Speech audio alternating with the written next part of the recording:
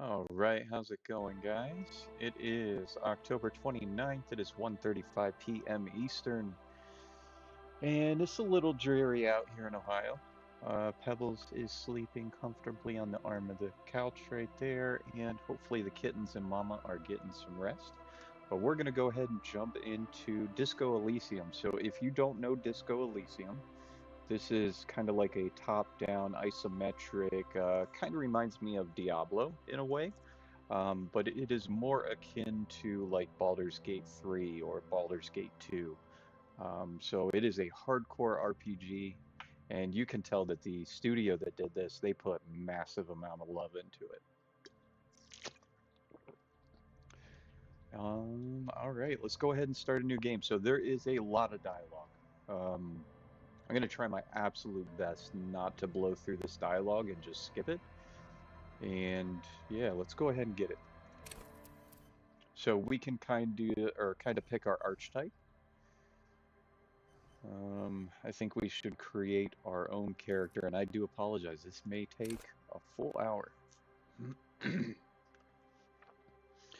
All right, so we have genius, genius intellect, good psyche, terrible physique, and terrible motorics. Your senses, how agile. Your musculature, how strong you are. Sensitivity, how emotionally intelligent you are. Raw brain power, how smart you are. Okay, so sometimes, actually, let's drop everything down here. Sometimes it is fun to make, and I apologize, we are overrun by gnats or fruit flies. We're like doing everything we can to stop them, but my goodness, when you have 100+ plants in the house, it is difficult. But anyways, okay, so sometimes it is fun to do a character that has full stats in just one, but it looks like we have some left over, so we could just make a really weak genius, and that might actually be kind of cool. I do love the sensitivity, though, how emotionally intelligent you are. That might be a cool one to boost fully. So this person would be like really intuitive with people. Give me one sec. Yeah, so this person would be really intuitive with people. However, he is going to have issues on pretty much everything else. Could do a balanced for, I mean, honestly, we could do this guy. So this guy is like the utmost genius, but he might as well be crippled, and that might be kind of fun to play. Hmm. So I already know, like, I played this game for a little while. I'm not sure how far I got into it. I played it in February of last year. And there are a lot of physical checks that you need to meet. So being terrible in something would not be a great idea. Hmm.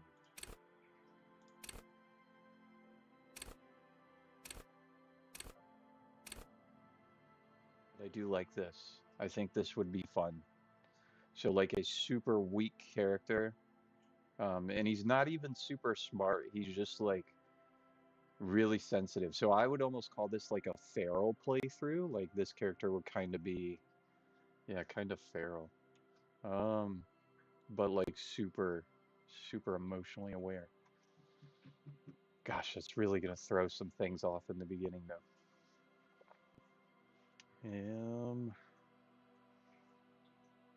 Okay. So let's go with this. This could be fun. So we could make this person like a full-on feral person. So super agile, but super weak. So kind of like a glass cannon kind of deal. Not smart at all, but super emotionally intelligent. That would be interesting.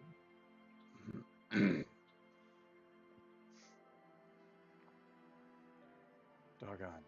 But I hate having terrible intellect. I mean, you know what? We're going to do it this way. All right, so we are going to be very smart. Very emotionally intelligent, but pretty much crippled. Let's wing it. This could be crazy. I don't know. Let's find out. Okay, so this is really cool. So they have skill sets, and these are like really kind of crazy. I love the artwork here. This game touches on a lot of traumatic things. This is a very adult game, so if you have children in the room, I would not recommend watching this.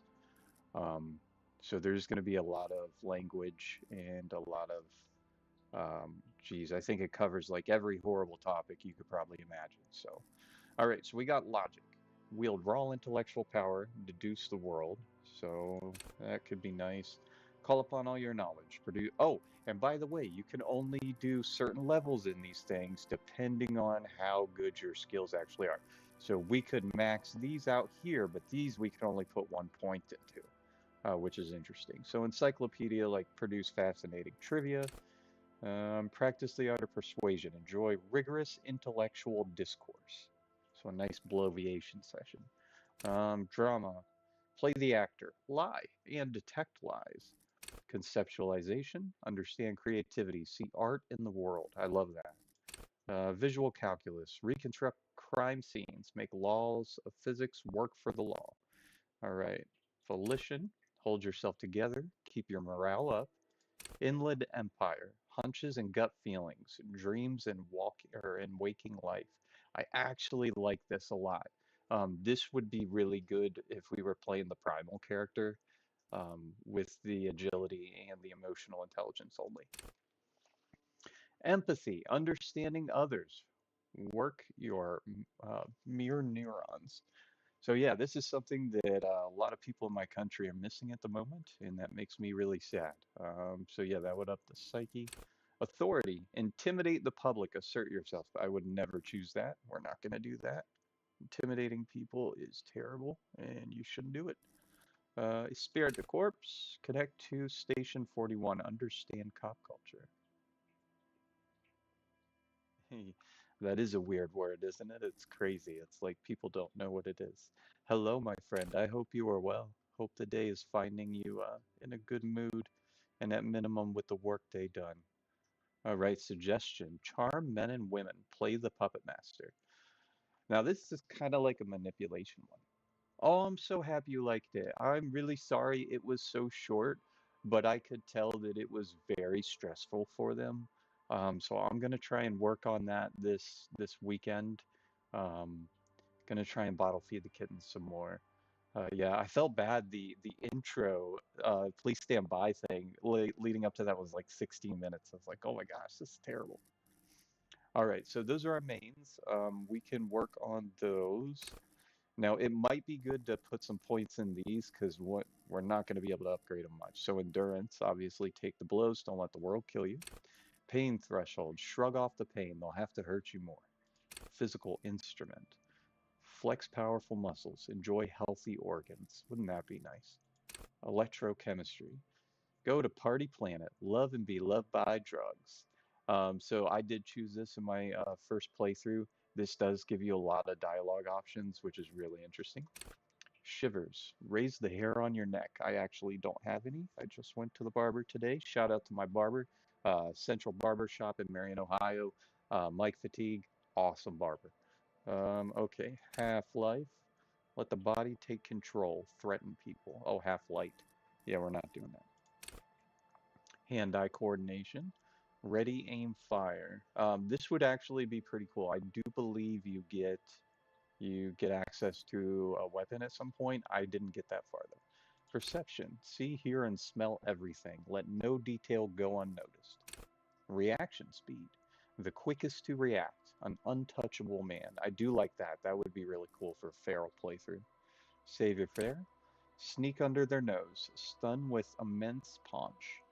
And interfacing. Master machines. Pick locks and pockets. Composure. Straighten your back.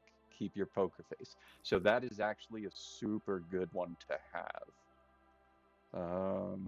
Okay.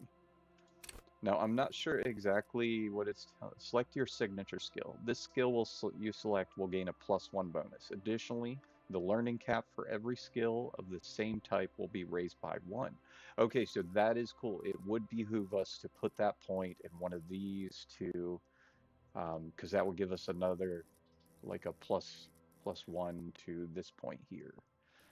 As you can see, we got 5 here because of the 5 class. Darn, man, I really don't know. I love leveling up characters. I love Fallout New Vegas's level up system and the perks. Like those kind of systems and games where you can actually build a character. Oh, that I live for that. It's so much fun. I wish I could pull up a menu and look at my personal stats so I could see what I'm doing wrong. But maybe one day somebody will figure that out. Okay. All right, let's go through it again. Endurance, pain, flex powerful muscles, the drug one.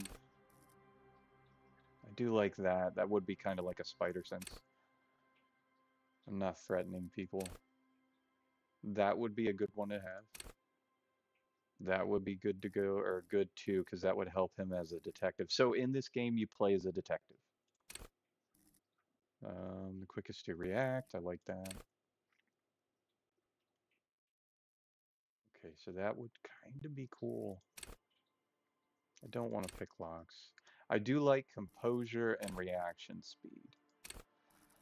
All right, so let's think this through. We have somebody who is massively intelligent, but they are neither agile nor strong. So I think composure would be the best, but we're going to run into so many issues passing physical ability checks. I think this is what we have to go to, or have to go with, so we do not make this playthrough unbearable. So we're going to do physical instrument. That's going to boost our physique base by 1. Hopefully make him a little better. There we go. Okay, now as you can see, we can level these up twice. So this we're not going to be great at, ever. We're kind of going to be crippled, honestly. But this, we have a shot over time. We can build it up. We're always going to be at a 1, though. So, but yeah, all right, let's move on.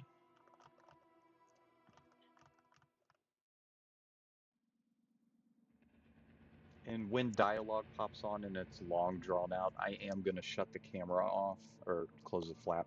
I do have some other things I want to work on. It's been a hassle to set everything up. But here we go.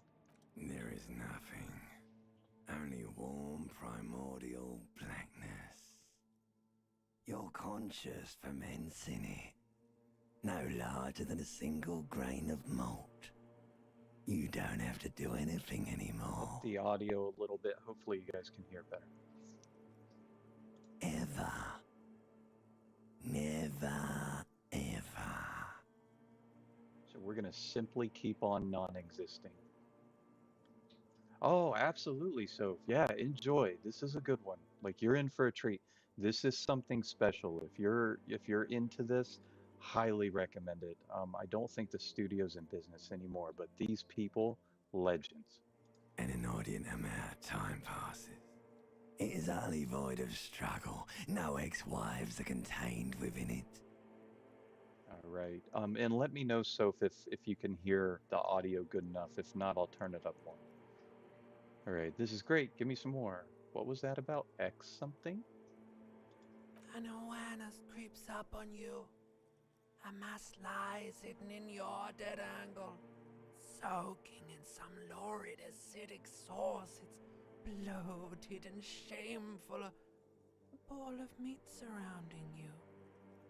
This is a terrible line of questioning, and it will only lead to more awareness of the meat thing.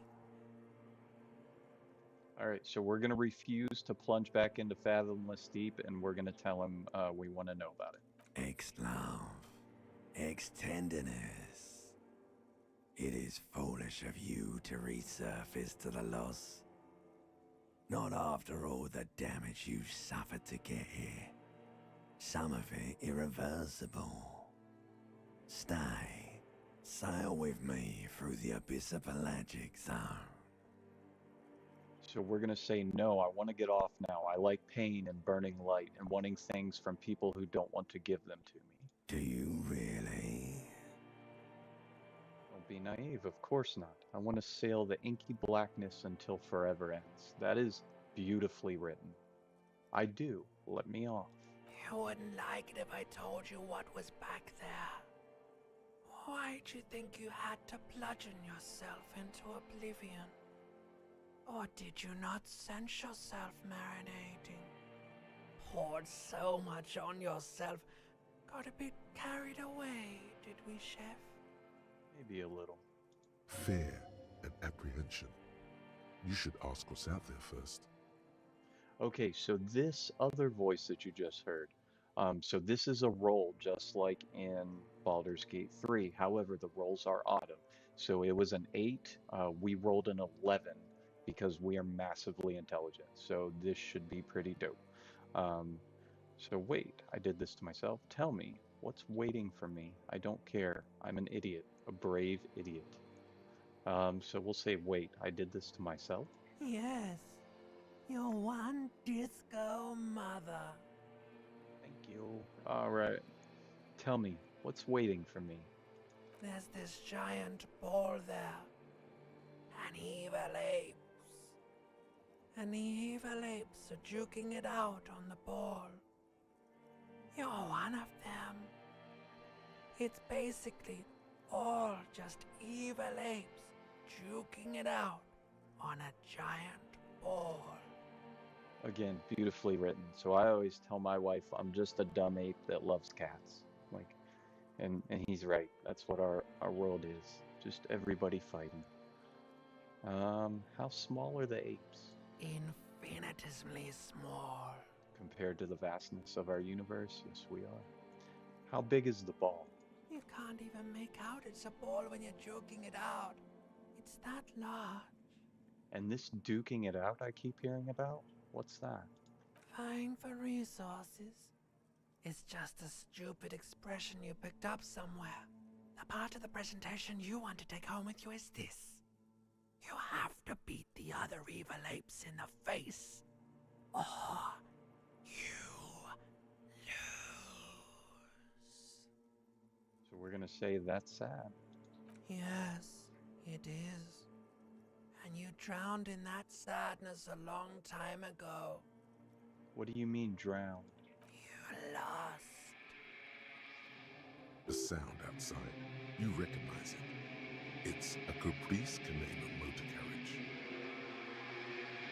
We're gonna open our eyes.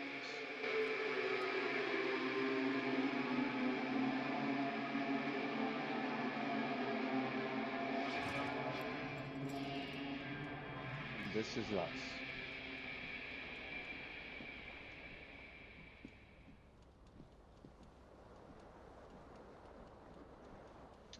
All right, so this is kind of like a point and click kind of deal, which is very nice.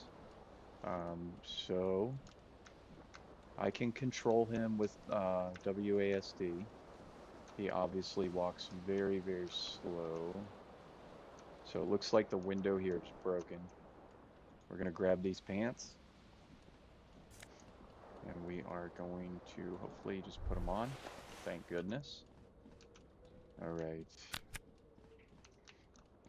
So I just want to walk around here and make sure, what is this? I don't remember. You hear a jingle. Keys are clinking in the pocket of your flare-cut pants. Ah, okay. It says whirling in rags on the aluminium keyring. There is a single key on the ring. The number 1 is etched on it. It should open the door. Appreciate it. All right, so we're going to take a look at the bottom.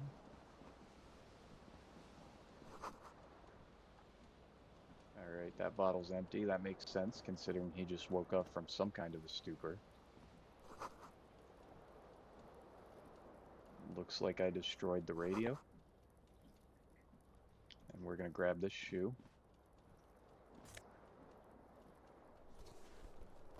All right, so we have a left foot shoe. We need a right foot shoe. And I can see we have a tie. This fan has 2 chain pull switches. One ends in a tiny fan, the other in a light bulb. A truly horrific necktie has somehow attached itself to one of the blades. Or has it been consigned there as punishment? You feel as though this creature is your friend and wants to reattach itself to your neck so that you may continue your adventures together in this strange world. So we are lucking out really hard right now with these rolls that we're getting. Oh shoot. Okay, so we have a low shot of this. It wants us to roll again. So we pass the speech check, but we actually have to grab that. So we are going to hopefully not break this, but we're going to pull on the fan. The blades come squeaking to a halt. It should be easier to reach the tie now. Okay, now we're going to try and grab it. There we go, that's better. All right, so we have a shot. You swoop up and catch the tie. Snap. It's released from the blade. Warning, warning, the necktie is no longer contained. Appreciate it, thank you. What you have in your hand is a fantastically colorful tie with 4 or 5 different patterns. The knot reminds you of a noose. If it's your friend, why was it up there? Who ties their friend to a ceiling fan? Maybe this thing is dangerous somehow. An ominous, foreboding feeling fills you as you look at the tie. All right, so we're going to leave. We're going to grab this jacket.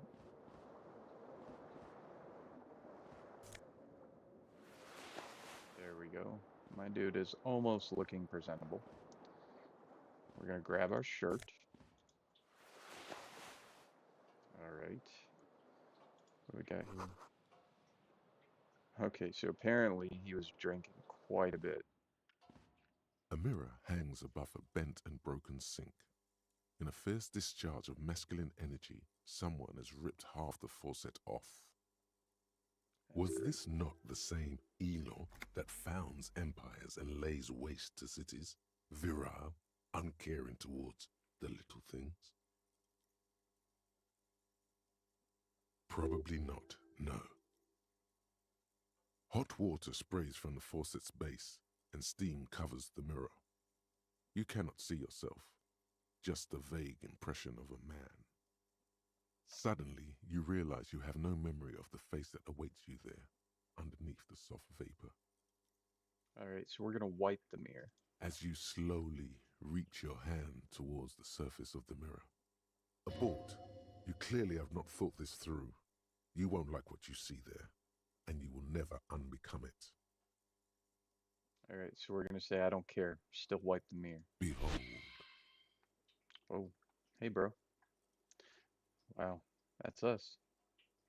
You have no idea who this thing is, do you?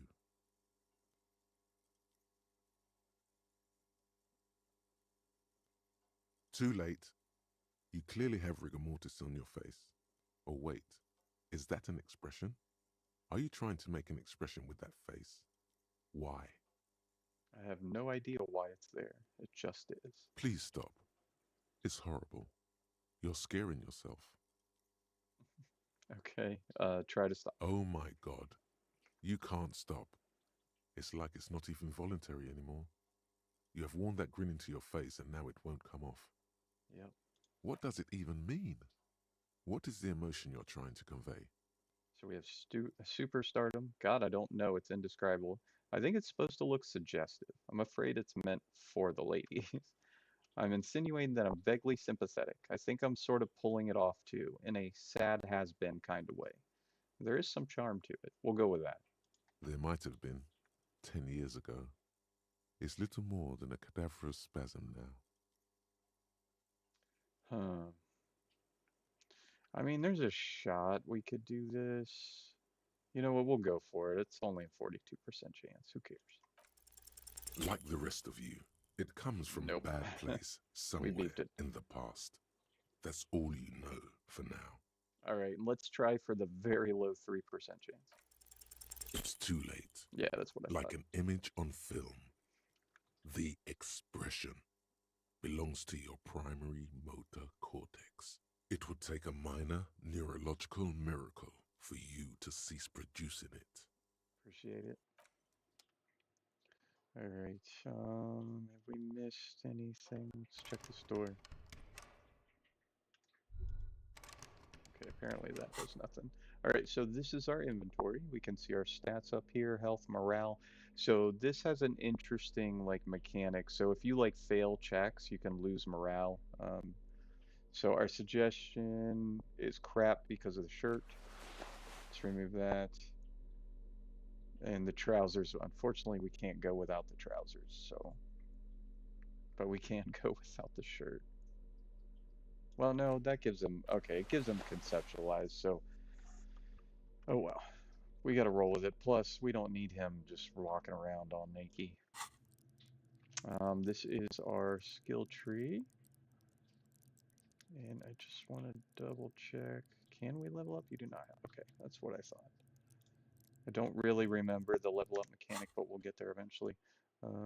We don't have our journal and we don't have that available. So let's walk ourselves out here.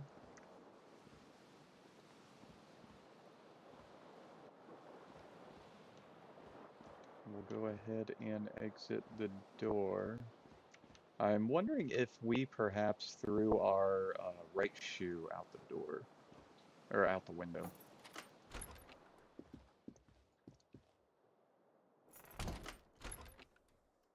Alright, can we do anything else with it? No, okay. So it looks like there's no need to lock the door. What do we got here? Yeah, I know, that's why I clicked it. Okay, so it's some money. Alright, we'll go out here if we can. Alright. Hey, look at that, there's a shoe. I thought it was out here. Alright, let's take a look at our shoes. Oh, do they give us a okay, so they give us a +1 to composure, which is pretty cool. I will take that. Yeah, it could be worse. Could be worse. Give me 1 second, I want to check something. Okay, so we cannot sneak. This character is immune to sneaking. That is fine.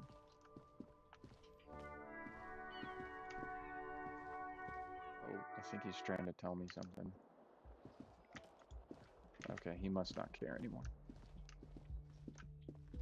Hello, officer. Let's talk to her. The young woman raises a cigarette to her I love lips. the art. A silver jumpsuit falls off her like scale armor, sparkling. This is the sparkle of too many nights out on the city. All right. So I don't want to appear stupid to her right now. Obviously, we're having memory issues from that bender that we are apparently on. So we're going to turn your bloated face away from her beauty and just keep on walking.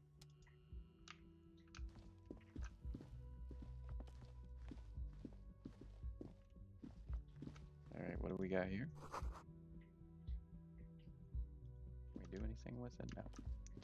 I just want to check. All right, there's nothing else here. We'll head down to the stairs.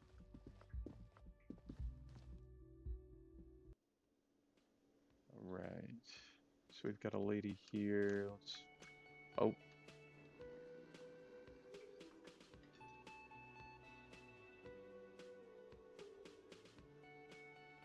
Okay, we've got control again. We will talk to him in a bit. What is this? Yeah, we'll take that. Alright, we got a water cooler.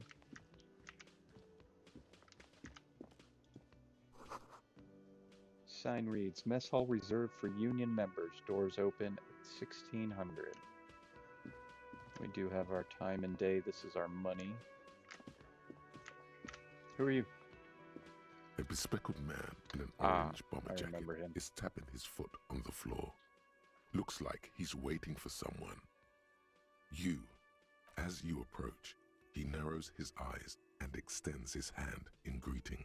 If an assault were launched on this building right now, if the windows came crashing down and the whole world descended upon you, this man would hurl himself in death's way to save you.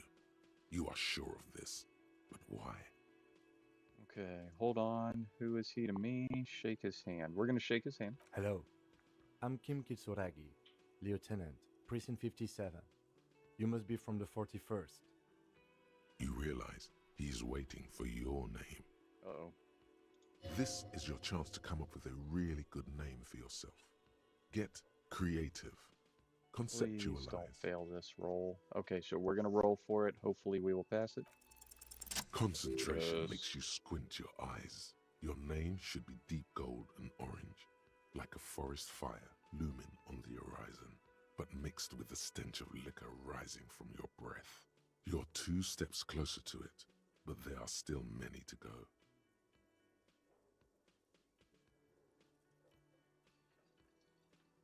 We'll just say it is not yet time. Okay then. It looks like we had a little scheduling error on Sunday. Saturday too, actually. Have you had time to talk to the manager here? We have not. What he means is, he has been trying to meet up with you for 2 days, but you have been otherwise occupied. All right.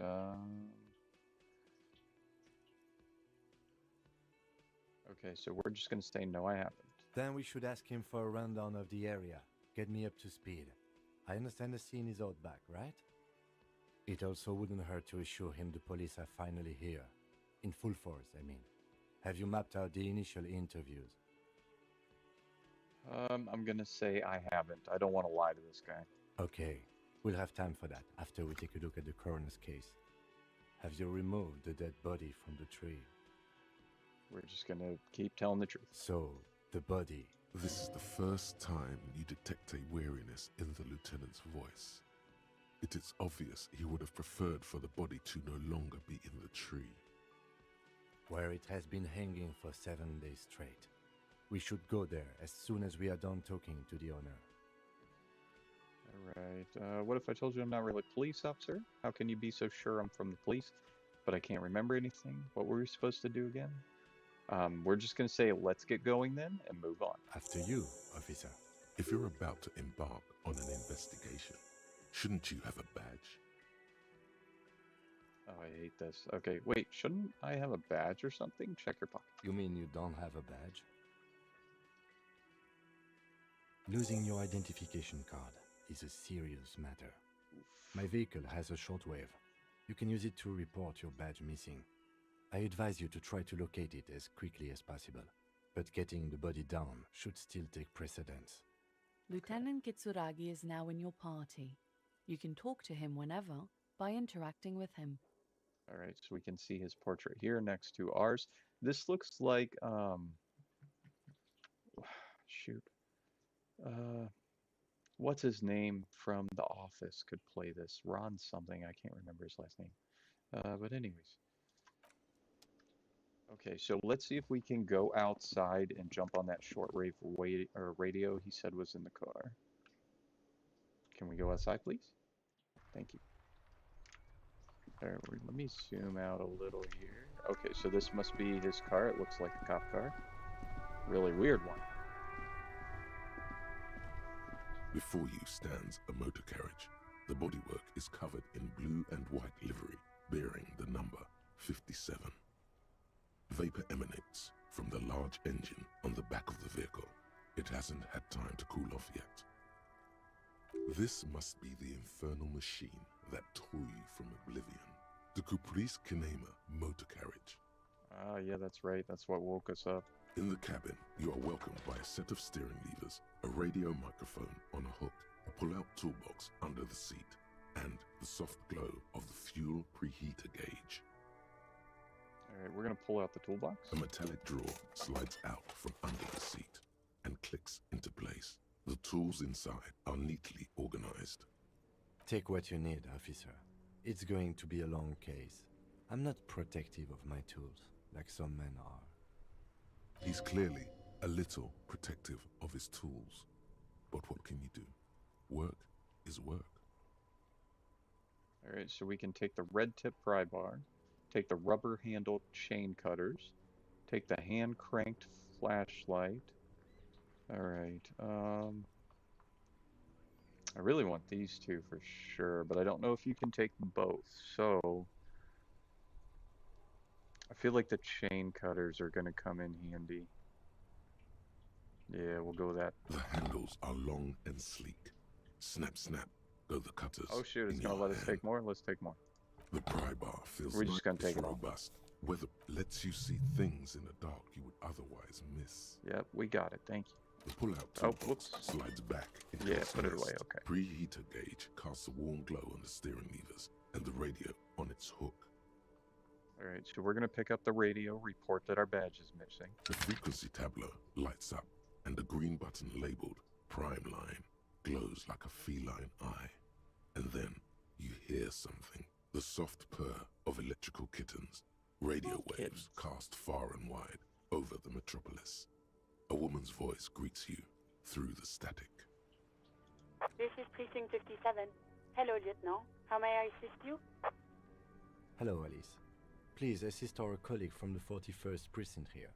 I'm putting him on. Come in, dispatch. Come in, dispatch. Come in, Delta 10. This is Firewalker. Copy. Hi, Alice. This is the officer from the 41st precinct speaking. Nice to meet you. Yep, we'll go with that. This is Officer Alice Demetri, Precinct 57. How may I assist you? Alright, could you connect me to the 41st precinct? I have something I need to report. Just a second, officer. Alright. She puts you on hold, the static crinkling softly like a bonfire. After a while, you hear an old man greet you on the radio. His rattly voice is oddly familiar. 10-2, 10-5. This is 41st. Come in. Over. A scrawny old man sits in a dusty cubicle, smoking, with a large white rectangle sewn on his vest. In front of him is a box-shaped apparatus with an array of wires and antennas. The radio switchboard. The man uses relay code. You got this. You're a cop, and cops know relay code. Alright, 10-4 Station 41. I've got urgent business over. 10-4, message received. 10-5, relay message. What's your status? Over. Just reporting in, over. 10-18, state your message, sir. Right. Yeah, I need to report my badge missing. 10-9, over. My badge, I can't find it anywhere, basically. It's gone. 10-4, message received. This is a very serious situation. I need to 10-22 the captain. Over. Understood. Is it him? What does he want? Uh-oh. Apparently the captain doesn't like us. Says he lost his badge and needs to report it. I don't remember any of this. He what? He lost his badge? We're gonna say nothing. Who lost his badge? Oh, jeez. There's like 3 people on this. Dick fucking Mullen. Who do you think? My name is Dick Mullen? Ouch. Why? Okay. It's Officer Dick Mullen from the bestseller Dick Mullen and the Lost Identity. Wait, are you kidding me? Okay. That's weird. Dick Mullen is not your name. It's the name of a fictional detective who would not lose his badge. Oh, okay. Defend yourself. Immediately. They're laughing at you.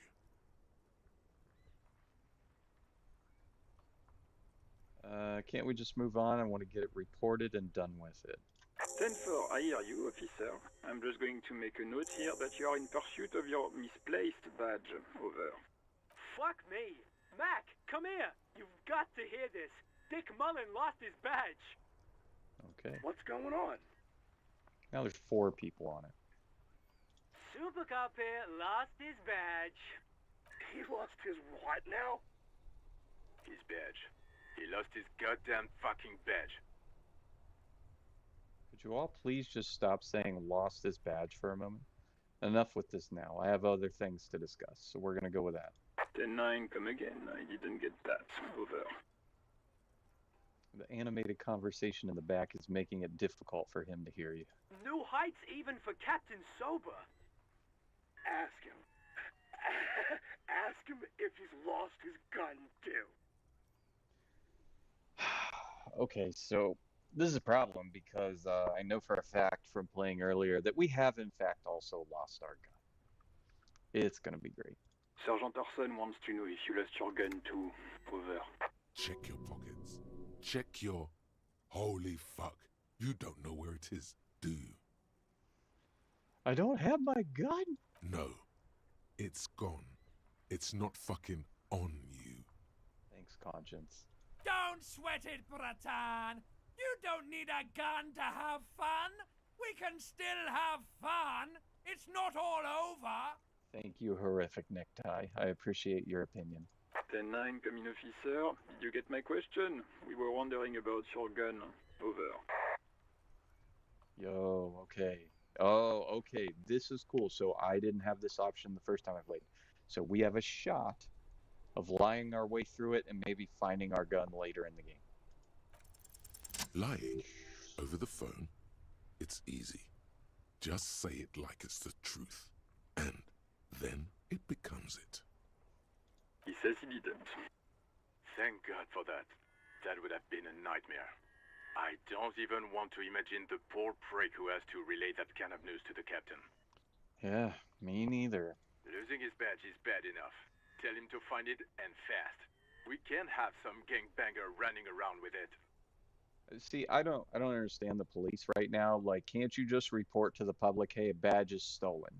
If you see someone with a badge with this number, please contact us. It's like too much pride is involved in the policing here. Could make it a lot easier. We're all glad to hear you've not lost your gun, officer. You need further assistance? Over. We could tell them, listen, I've actually lost my gun too. This might sound odd, but there's personal details I'd like to discuss. So we're not going to do that. We're not going to tell anybody that we have no idea who we are and what we're supposed to be doing. So 1010, transmission completed, standing by, over. And call with the 41st. Roger that. 1010. Over and out. 18 kilometers to the south, in the 41st Precinct's relay booth, a small crowd has gathered around Communication Officer Jules Oldboy Pidier, around a dozen cops. The small room is filled with cigarette smoke, a buzz with laughter, when Officer Judith Minnow enters.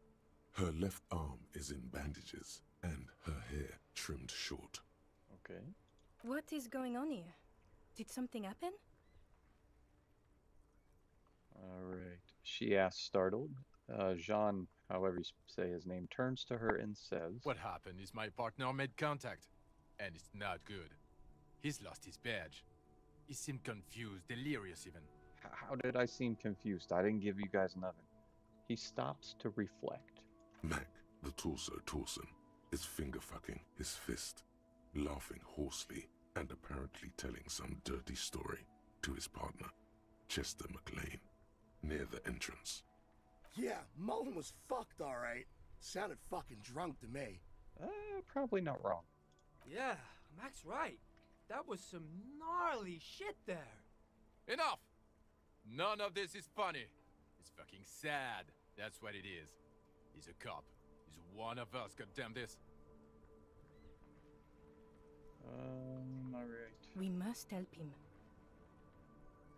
Minnow looks down at her neatly polished black shoes. There is a quiet firmness to her voice when she speaks. Yeah? How do you fucking plan to do that, huh? Get him off the drink? Go jogging with him in the morning and get him on carrot juice? He's a lost man. Ouch, man. These people are not fond of me. I just know we can't give up on him when he's at his weakest. You wouldn't. The crowd in the room has started fidgeting uncomfortably. Someone's trying to slip out unnoticed. Mac, man the door. You know what he told me? I don't want to get better. I want to get worse. Those were his words. He sighs heavily and turns to address the room. This shit does not leave this room. Not a word of this to the captain. Or anyone else. We'll give him a couple of days to pull his shit together. Okay, so that in fact tells me that we need to pull our shit together. I guess I can hold off the report for a few days. Old boy lights another cigarette. Good. Okay, everybody. Nothing but a prank call here. We all got our laughs. Now get back to work. Far north, on the other side of the 5 motorway, XP. the officer quietly hunches with his hand in the motor carriage. Alright, we are going to close the door and leave.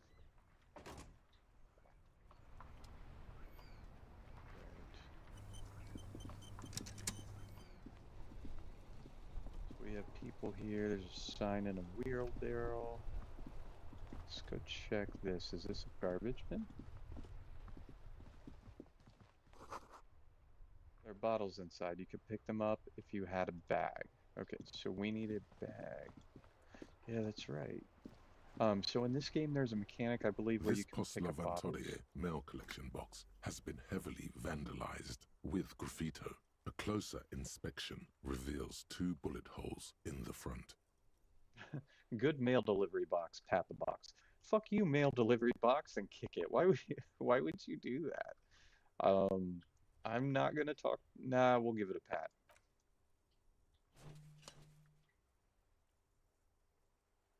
The box seems happy. Okay. Happy to make you happy. All right, we're gonna leave.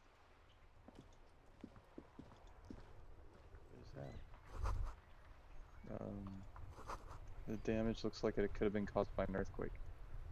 Oh, okay. I vaguely remember this. So let's go up here. So there's the bottles. If we had a bag, we could pick them up. There's more bottles. There's a bag. Let's see if we can grab this bag without talking to this person.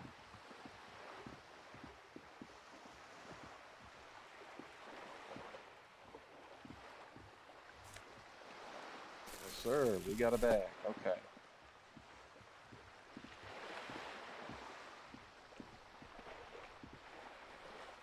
Alright, so we can't go any further down here. Let's head back up.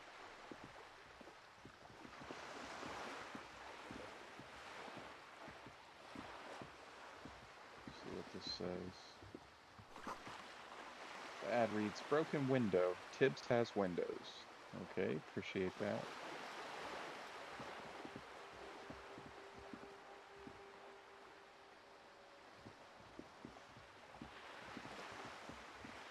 So we are not really heading the direction we are supposed to be heading. I just kind of want to take a look at the map real quick.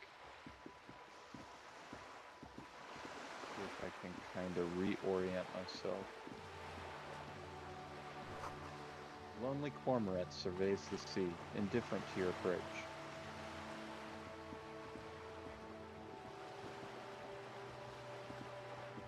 Actually, let me check the settings and see if there's like an auto run.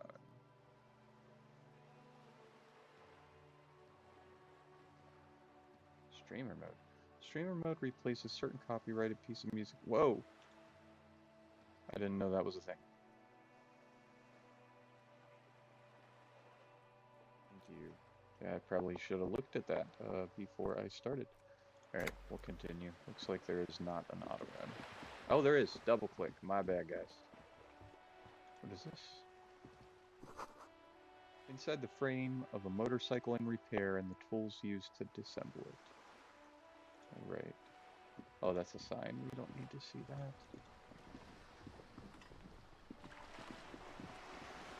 Take a look at the dinghy. The belly of this boat shines like it was recently painted.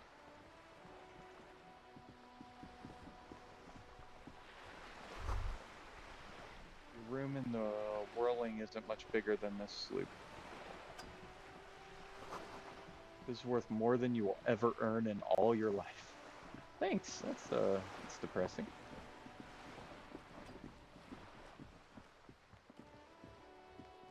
Wait a minute. What is that?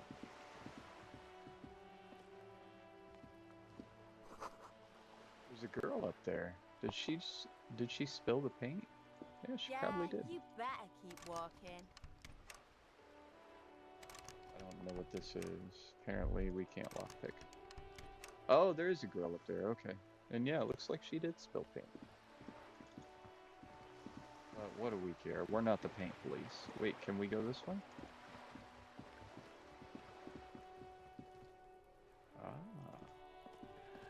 Okay, trigger warning, we've got a body here. And it is a bit too late for that trigger warning, I guess.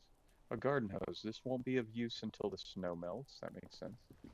There is straight up a wiener graffitied onto this door. I love it. Chairs and tables eaten by rain and rot.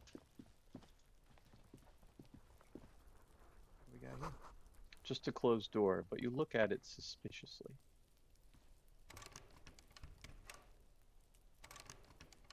Okay, apparently we can't do anything else with that. These barrels are half full of rainwater. Someone is trying to grow herbs in this greenhouse.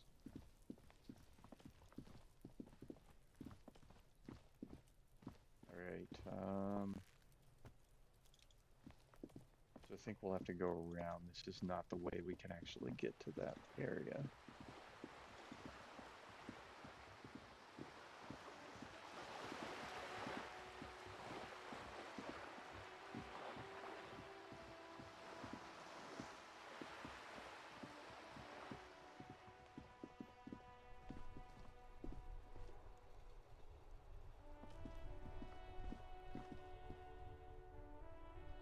Buddy, can you move? Hey, you too.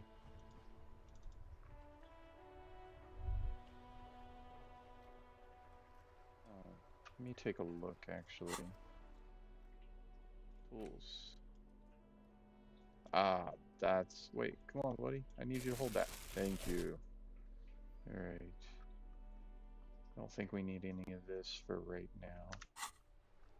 Now can I? There we go. Now we can pick up the bottles. Bro, where are you going? Where are you going?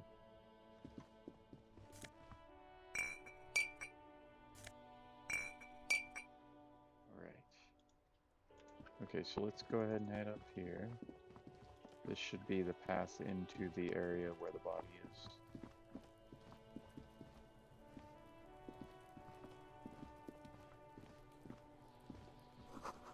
The letter R wears a crown on the ribbon below, a light above descending. Okay. This trash container is locked. The sliding lid has a padlock that says, whirling in rags. There's something in there, not necessarily connected to the case, but still. So we can say, why am I looking at you, trash container? You're just a trash container. So we're going to leave. Since it's the property of the hotel we're staying in, we might as well talk to them. Alright, and let me try something here. I don't know if it'll work, but maybe it will. The corpse looks at you with bulging white eyes. The face around them does not look human. It's swollen and ready to burst. His lips are fish-like, and his tongue like a ball gag in his mouth. Sounds horrific. You seem to be holding your breath.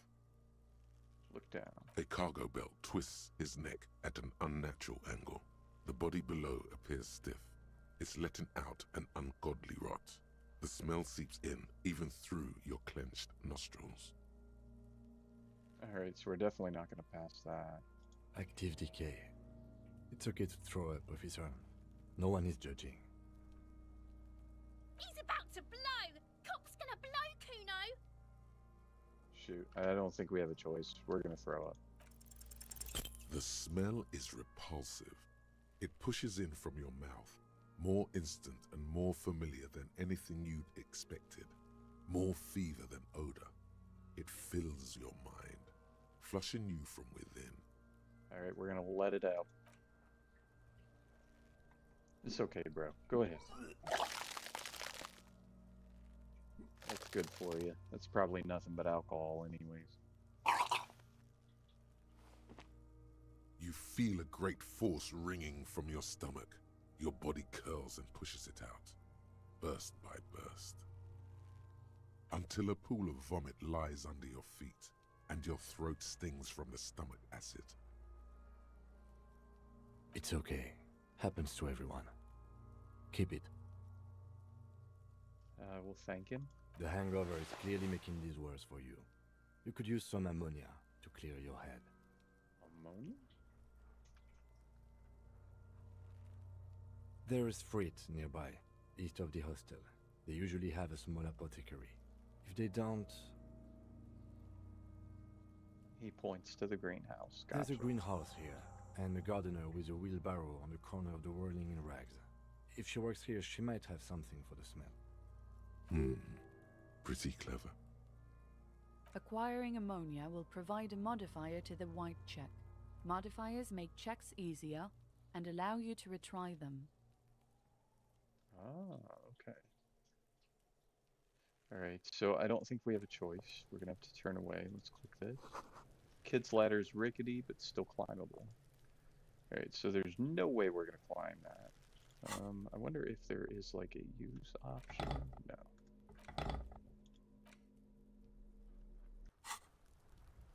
Okay. Let's go ahead and head into the hotel. Oh, wait, can we go in there? I assume that means it's locked, so. Okay, let's look at the wheelbarrow. A lump of snow melts in, or a heap of snow melts in this wheelbarrow.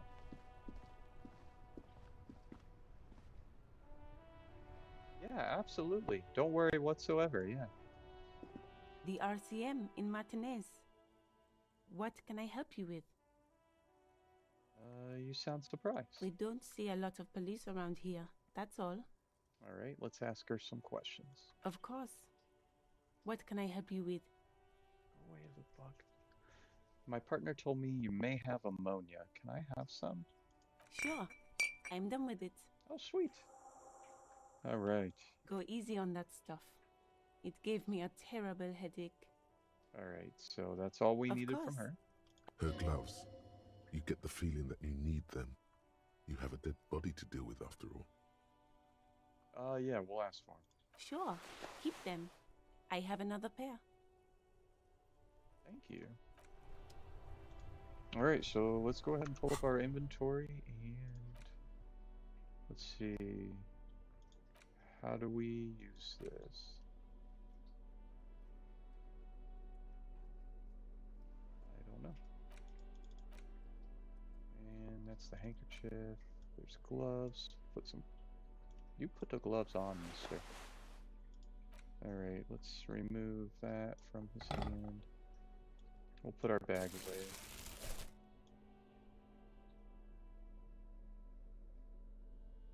Oh, okay. I guess you can't really do anything with it. Maybe that will just help us pass the check. So we will continue on. Head on back, see if we can get this body off the tree. And maybe this child will stop throwing rocks at him. Although, shoot, if I was a kid too, who knows? Kids are weird. Alright, okay, inspect the body hanging from the backyard.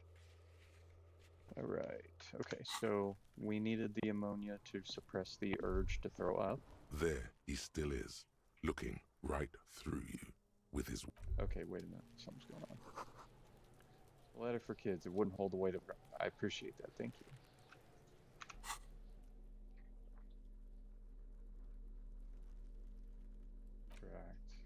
Items. Not sure.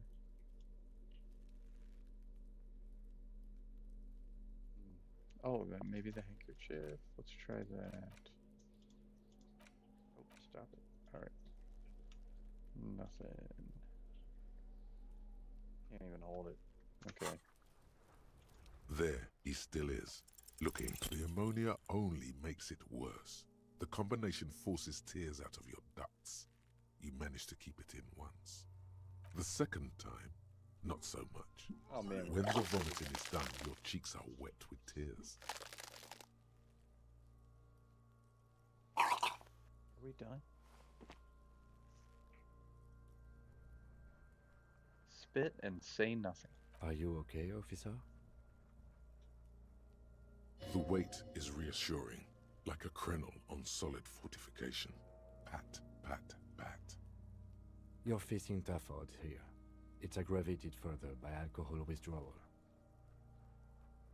Why can't I keep it in if I've been a cop my whole life? This is bullshit. I don't want to do this anymore. I don't want to be a cop. Can't we do something else? I think I want to solve something else now. Do it without me.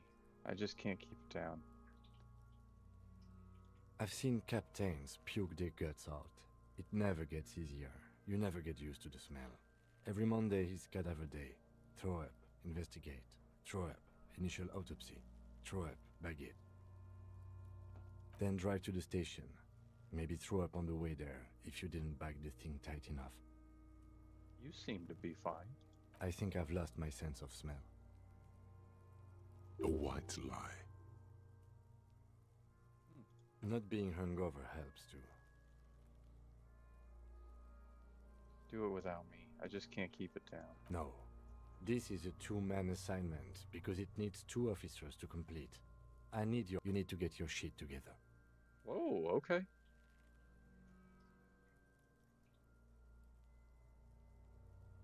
We should go talk to the locals. Find something else to do while the wind changes. It's pretty bad right now. You've gained a thought.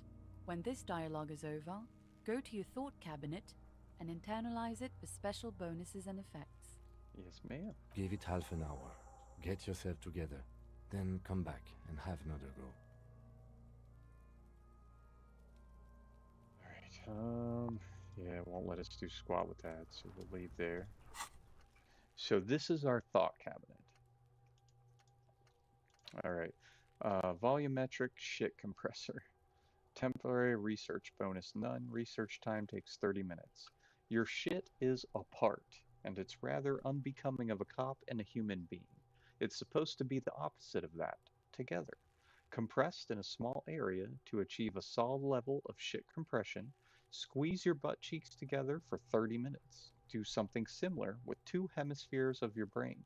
Talk to people. Maybe that will help. So we're going to internalize this. Now, it'll take 30 minutes, but it should give us some kind of a bonus, and hopefully we will get our proverbial shit together. Wait, nope, keep internalizing. Okay, so we are done there. Let's check our journal, track down your badge, track down your gun. All right. Okay, so we have to equip that and get that squared away. So we'll have to wait for that. So we're going to go do other things while we wait. So we'll head into the hotel and we will talk to the manager and see if we can't convince him to give us the key to the dumpster there. Although, what is this?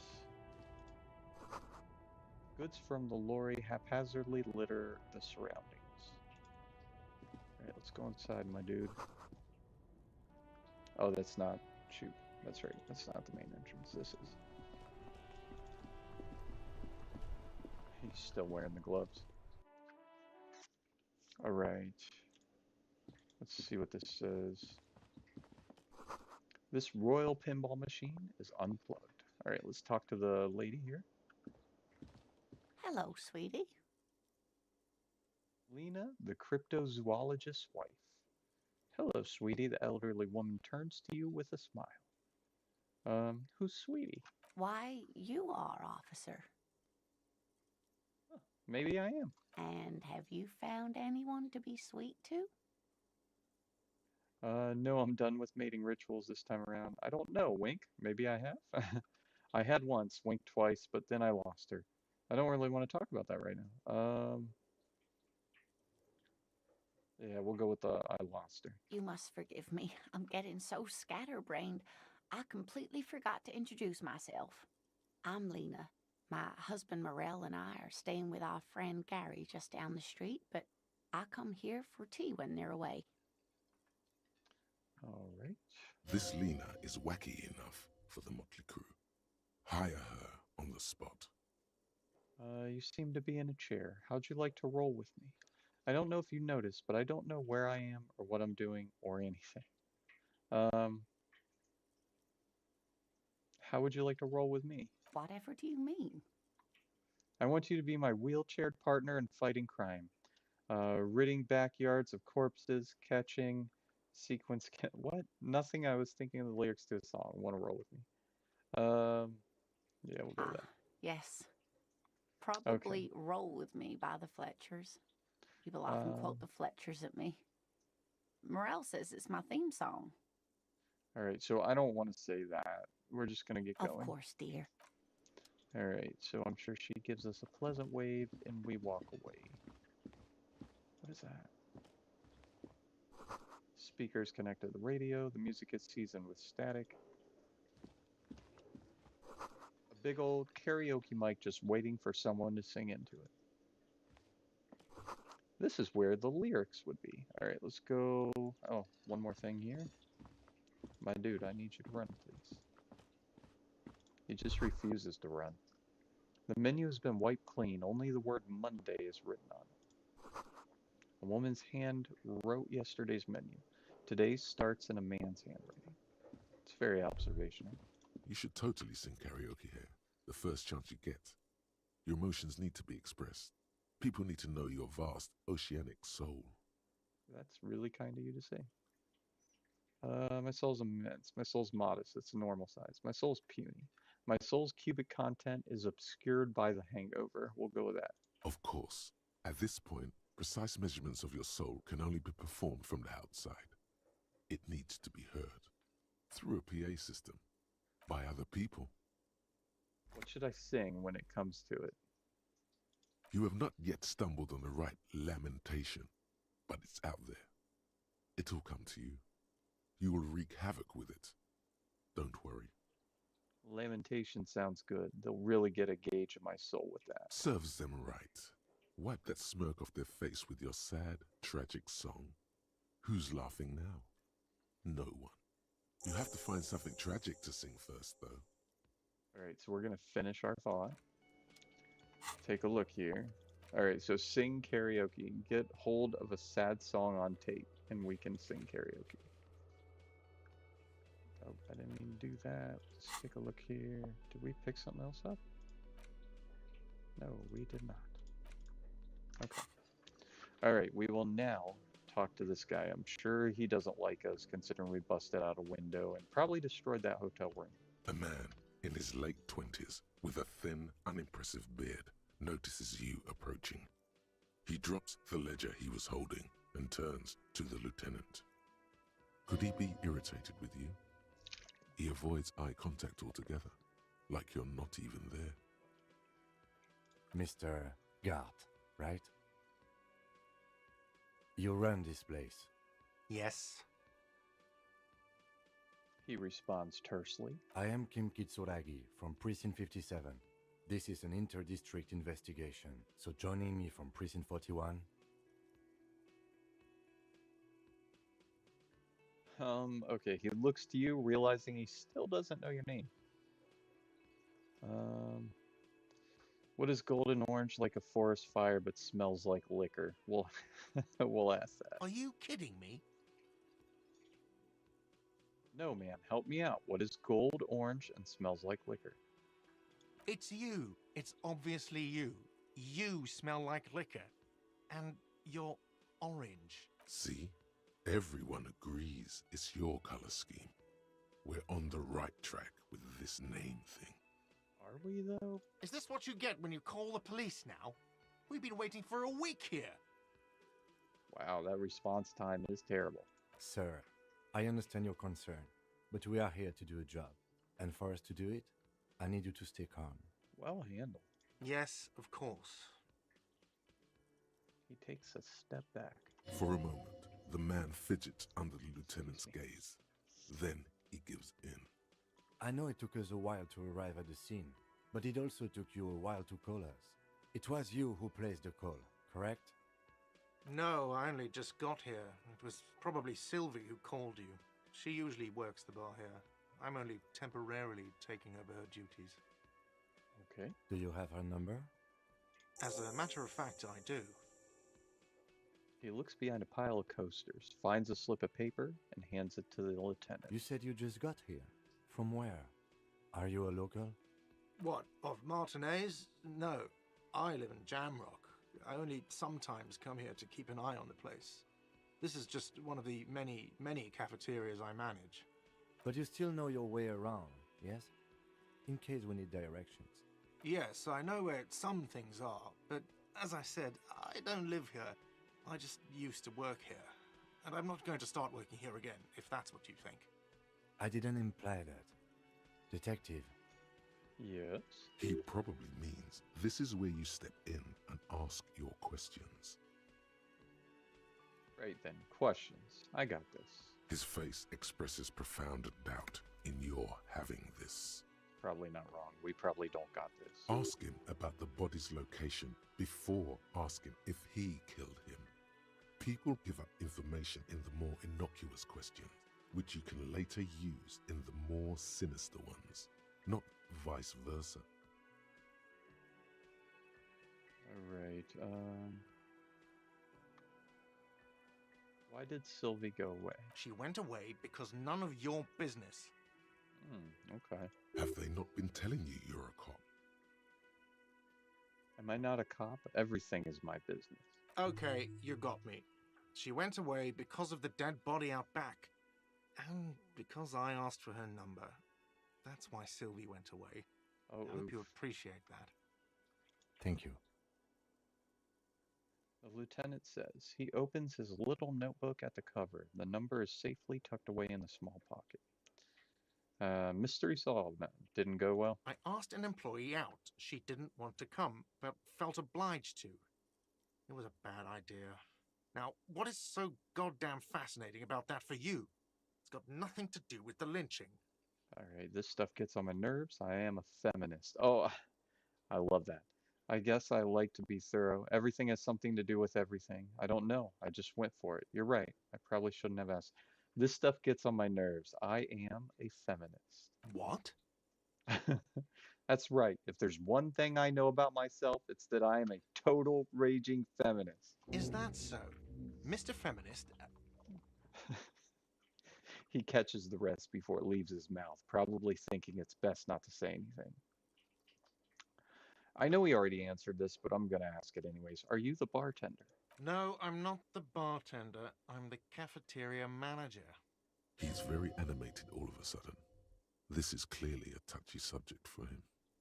I'll ask, what's the difference? I have 3 cafeterias I manage. 3. Get over it. All right, here we go. What is your problem with me? Why would I have a problem with you? You're a hero cop. So not only am I a cop, but I'm also a hero? Yes, you are. A real decorated hero. What did I do? What did you not do?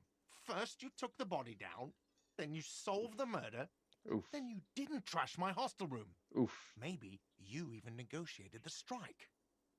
Ah, the dead body. I didn't actually get it down, did I? Oh my god, I did all those things?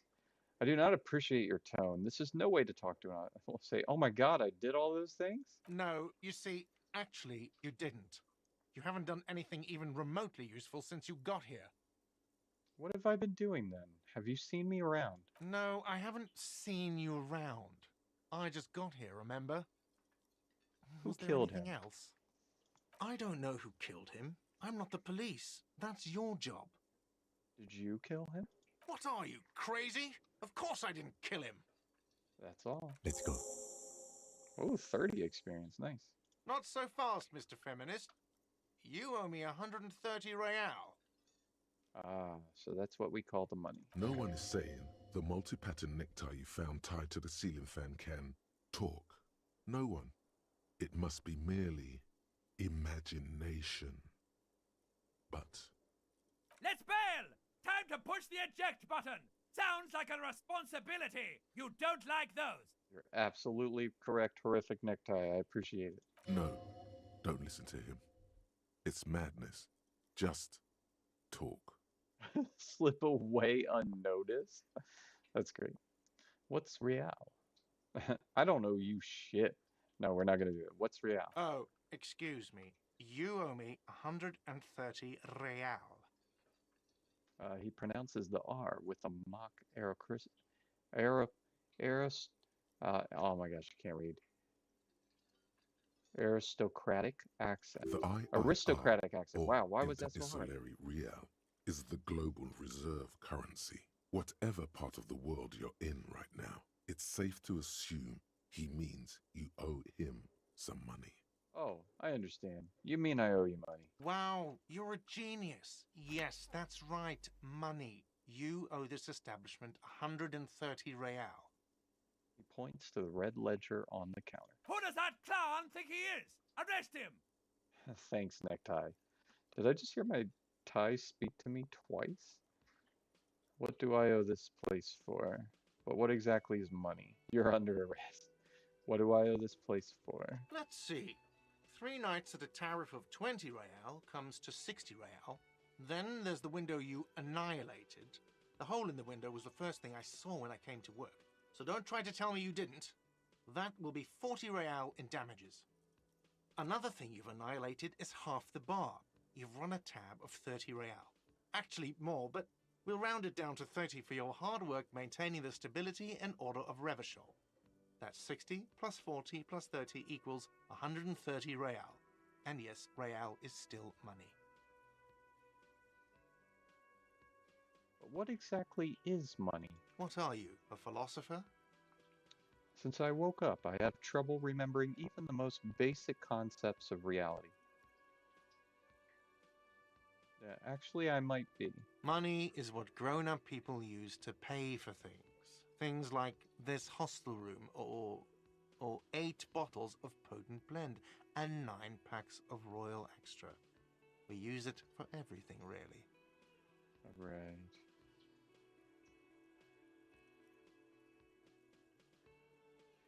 Alright, and interesting. Where do I get it from? Are you serious? From your work? I don't know. You can take bribes, I guess. I'm sorry. I don't think cops can take bribes. Some do take recompense, but only to survive. The lieutenant is dead serious. Ooh, I like that. Okay, why do I need it? Proceed and show him the coins you found. Is this money? Yes, it is.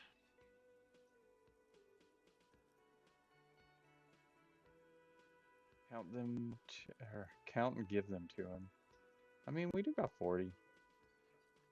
No, you see, that's 40 cents. Oof. Cents are a form of currency 100 times smaller than the real. I'm not even going to take this. Come back when you have 130 real. Okay. The cafeteria manager stands silently, looking at the coppers on the counter before him. I tried to give him coins. For That's a great. moment, his antipathy is overcome by compassion for the sheer smallness of the money. Isn't it evil? The order of magnitude between what is asked of a person and what they have. Darkness rides. Pick up the coins. Keep it to yourself and pick up. Yeah, we'll say darkness rides. It does, doesn't it? There's a shuffle of nylon as Lieutenant Kitsuragi looks for something in the pockets of his orange bomber. That's cop 4. I haven't offered to pay because I don't have any money either. What happens now? I'm sorry, but he has to pay. I can't let him stay here any longer if he doesn't. If he doesn't have the money by tonight, then... Officer, maybe you are better off working this from home for now. You live in Jamrock, right? It's not that far away. Isn't there somewhere else I can stay around here? I don't have a home. I don't remember where my home is. F this place. I'll take my chances on the streets. I'll see what I can do. I'm sorry I couldn't help more. You should take this up with your station. I have a shortwave radio in my car, okay? We have to get this investigation started now. Good luck. Alright. Okay, so we're done with him. Volumetric ship compressor. Alright, so our thought is complete. Bizarre scientific news from Revachol West today, where a police officer's shit has been observed at a pressure of around 495 gigadecimals. These metallic hydrogen levels of shit togetherness were thought to exist only at the center of collapsing stars, not law officials. It remains to be seen how long the shit singularity lasts. Alright, we will accept. Alright, so we now have volumetric shit compressor. Alright, so that is good. Now we also have the inexplicable feminist agenda. Something stirs in you, something interdisciplinary. It is a newly formed reaction to the tyrannical gender roles around you, or something you've always had, One thing is for sure, you're not a mild feminist. Oh no, these are incendiary thoughts aimed at undermining the very pillars of society. Could you fashion them into some sort of weapon, perhaps? A fist strike weapon to decapitate the XY chromosome. Uh, I don't know that word. I don't know. Anyways, we're going to internalize this. So this will give us +2 authority against men. This is going to take a minute though. So yeah, so with this, all endurance white checks unlocked. Learning cap for endurance is raised to 4, which is actually pretty cool. Okay, so we should be able to... Alright, so we can call Sylvie, and we do got to pay for the damages. Alright, so we are... What now, By mister? the way, where is home? The address is coming up blank, and this place sure isn't it. I have no idea. But you've been at this hostel cafeteria for only 3 nights. Where were you before? You had to be somewhere. I don't know, near? South, maybe? You don't really know, do you? I don't. Does this mean I'm homeless? South, maybe. Doesn't sound like somewhere you can stay if you run out of money. Could I trace the way back somehow to the exact street, the exact number on a building? I'll live in a dumpster. I don't care. F everything. Hobo cop. We're gonna go with that. Entertain the thought when you get the time. A Maybe hobo being cop a is a hobo thought? and a cop has its advantages. It might. Let's take a look at that. Hobo cop. A cop and a hobo. A hobo cop. Upsides can be disheveled, doesn't have to wash, carries himself with lurched gusto. Hobo cop doesn't need anyone or anything. No one can kick you out because you don't have a home. Never pay rent again. Never again here. You're drunk. Why did you even come here, Harry? Go home. You're embarrassing yourself. Downsides. Are there any? I mean, seriously, give me one. All right, so that will take 4 hours, 20 minutes. We're going to stay with the feminist agenda because that will give us the intimidate from men. What's in here? The door's bolted. A sign reads kitchen reserved for personnel until 1300. It is still the crack of dawn, actually. And there's nothing we can interact with. All right, we're going to head out. Pretty sure that's just a sign. Let's go back, see if we can give this another try. I don't think we'll be able to. Oh no, I forgot to talk to the bartender about the key for the There trap. he still is, looking right through you with his white eyes. The body below is entirely dedicated to that corpse smell. Emitting it is all it does now. I get it. Okay, so we got a 58% chance. Let's give it a shot. As you breathe in, the odor comes over you. It's a smell of the mind telling you to run, and your stomach to wring itself empty. With your hands at your sides and your eyes squinting, you stand in it. It's a puzzle. What's hanging in front of you is a puzzle of decaying flesh, tattoos, and tendons. Do they always do that? Or step closer? We're going to step closer. The man before you is naked, but for a pair of underpants and enameled boots. His skin is greenish, marbled with decaying veins, and blotched by lividity.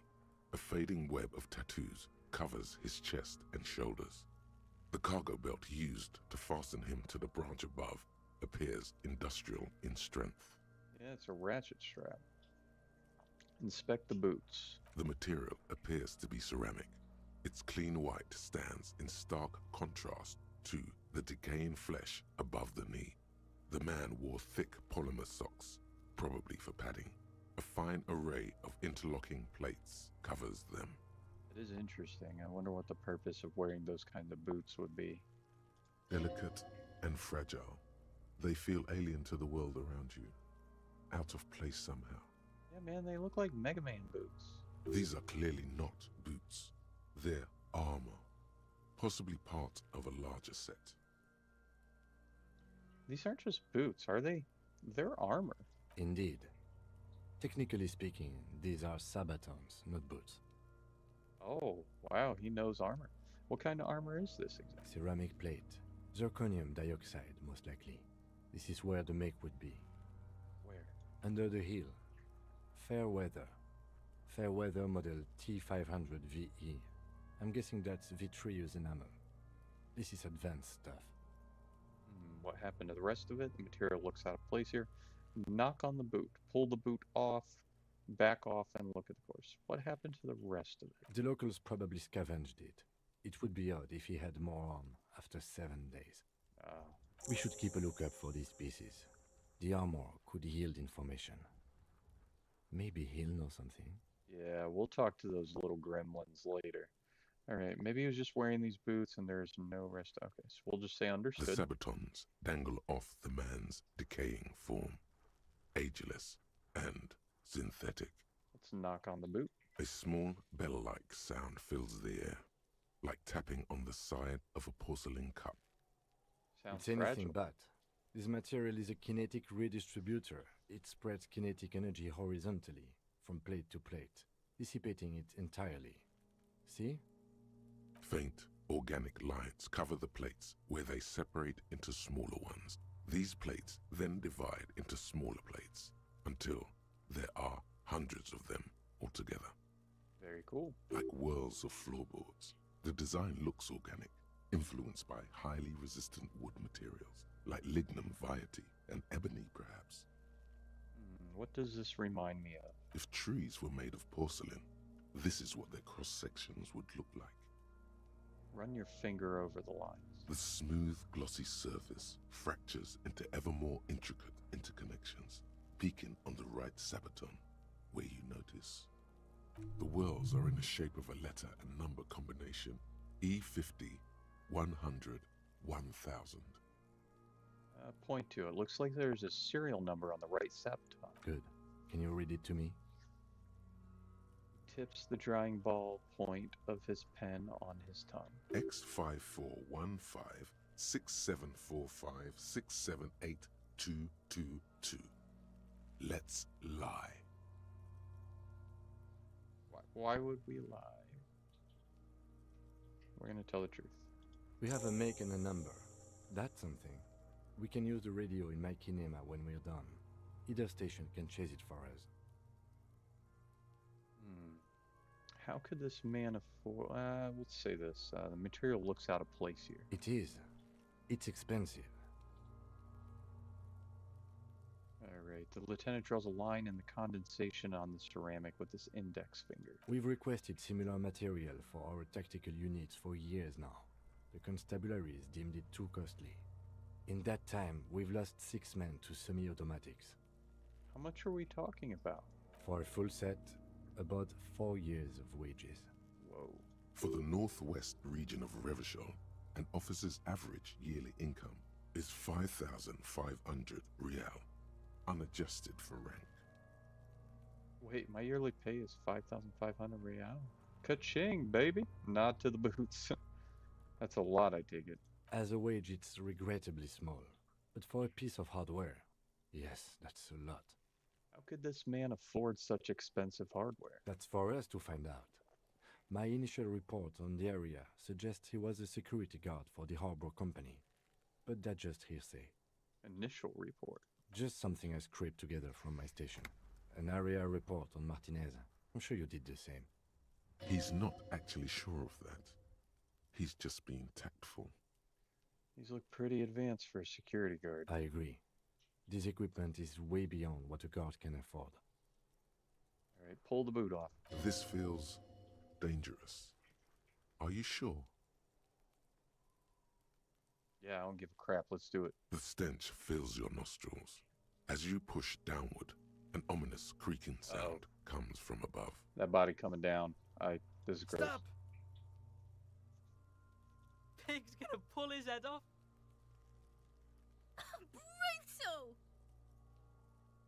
What? Lieutenant, you seem distressed. Why? Oh, this is a bad idea, isn't it? Let go of the boot. What's wrong with you, asshole? Why's he letting Goku know? I don't know, baby. I don't know why he's such a... Officer, Yeah, if I easy. may ask, what were you trying to achieve by putting on the deceased foot?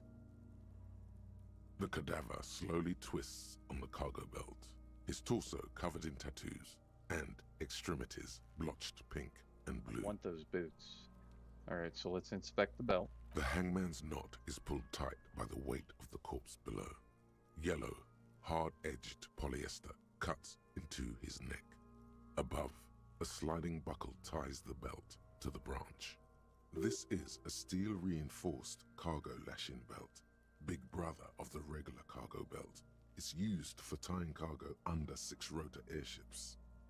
Don't ask me how I know, but this is a lashing belt used for airlifting cargo. Airlifting? I thought it was used on lorries for strapping cargo to them.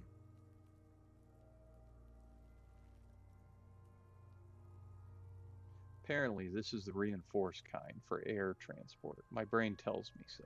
The local harbor uses 6 rotors to shuffle containers around.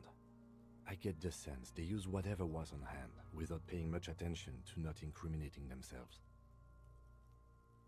We're assuming dock workers from the harbor did it? They sure wanted him to stay up there. The rope is reinforced with steel wiring. How did they even get him up there? Yeah, we'll go with the first one. The brief suggested as much, politically motivated by the ongoing strike. Did you not get a briefing?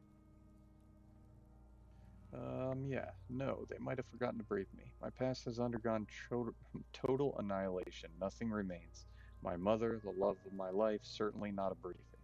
I don't want to admit that, so we'll say yeah. Then you should ask me the first moment we get. Okay. They sure wanted him to stay up there. I was afraid it would be. Thin steel wiring, parallel strands. This makes getting him down more problematic than I had assumed. Alright, how did he even get up there? A noose is one of those things that's easier to use one way around. Yeah, that's true. Did they climb up using the kid's ladder? That ladder can't carry a grown man. I didn't see any splintering either, did you? I think they lassoed the branch, then pulled on the belt to close the buckle. He makes a pulling motion. Could be. The shape of the branch supports the theory. Alright, we're gonna back out. The cadaver hangs from the cargo belt, limbs limp and torso covered in tattoos. Speaking of the tattoos, let's take a look. An intricate web of blue lines stretches across the torso, from the right shoulder to the solar plexus. Each time they intersect, a small white star is formed in their crossing. Hundreds of fading asterisks riddle his skin. Their concentration is highest around his heart. Alright. His corpse is marked by stars. What will mine be marked by? Alcohol and heartbreak. Yeah, that's probably true. Is this a map of the night sky? Is this a microelectronic system? Is this a national pattern? We'll go map of the night sky. A map of the stars. I do see some similarity to astronomical charts. Great Century Messinian, maybe. But this seems more particular. Customized somehow. As if someone left out most of the night sky, filtering it through personal choice. The principle of this filter remains unknown to you. The thought dissipates, and you feel as though you were only half right. I'm missing something here. So am I.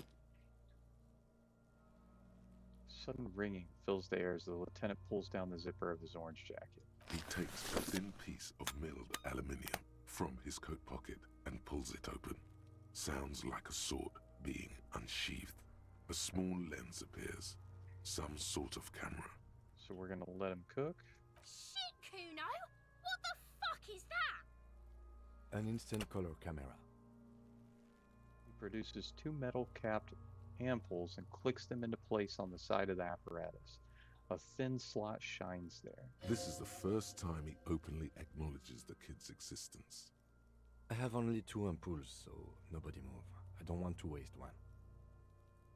Points the camera at the corpse, peering into it. The lens needs adjusting, then... A sound, a shrill flash, followed by the breaking of a small ampoule of glass.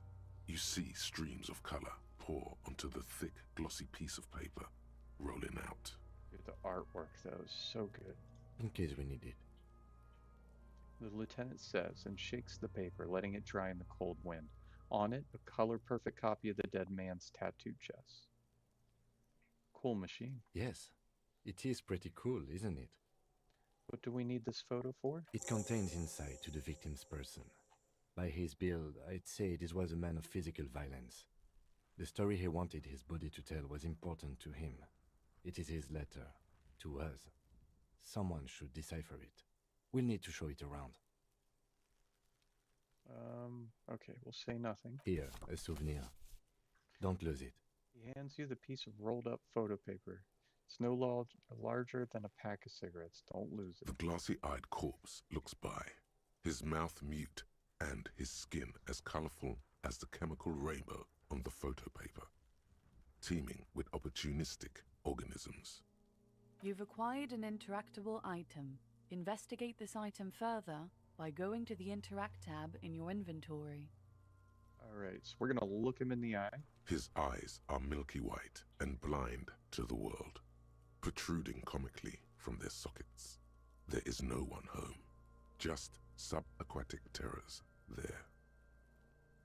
Dark brown hair grows on his head. His face is ready to explode from the organic processes inside. The death's head grin has passed. What remains is an unrecognizable mess.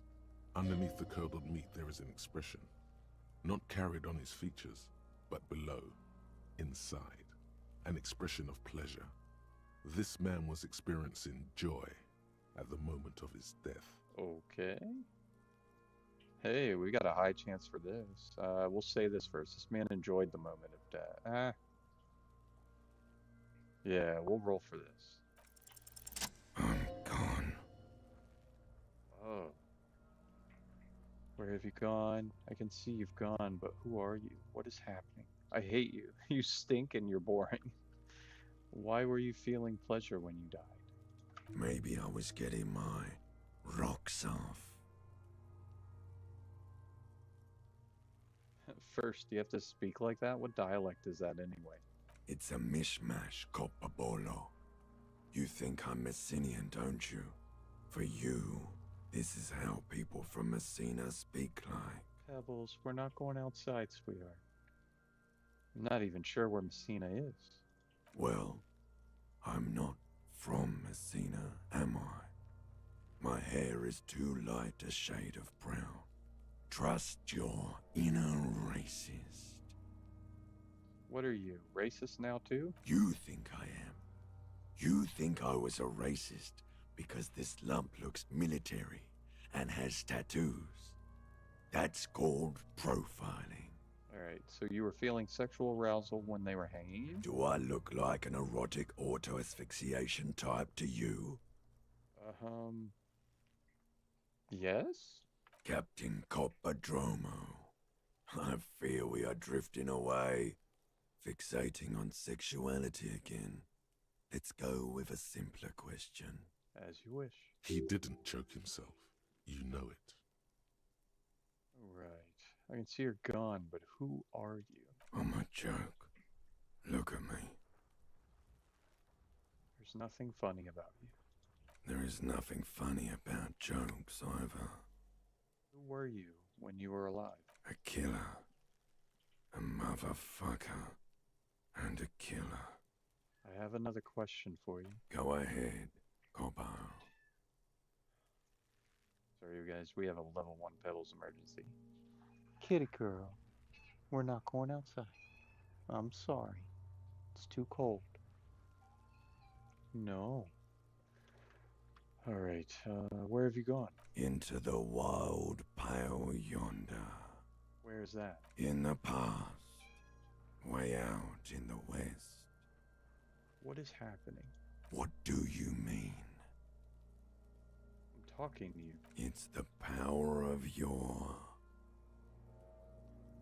Black frothy liquid starts bubbling on his lips. Imagination. Yeah, man! Don't be crazy! Inanimate objects and dead people can't really talk to you! Your wild imagination is doing this. Ask some more of those questions you love so much. Thank you, horrific necktie. He loves those.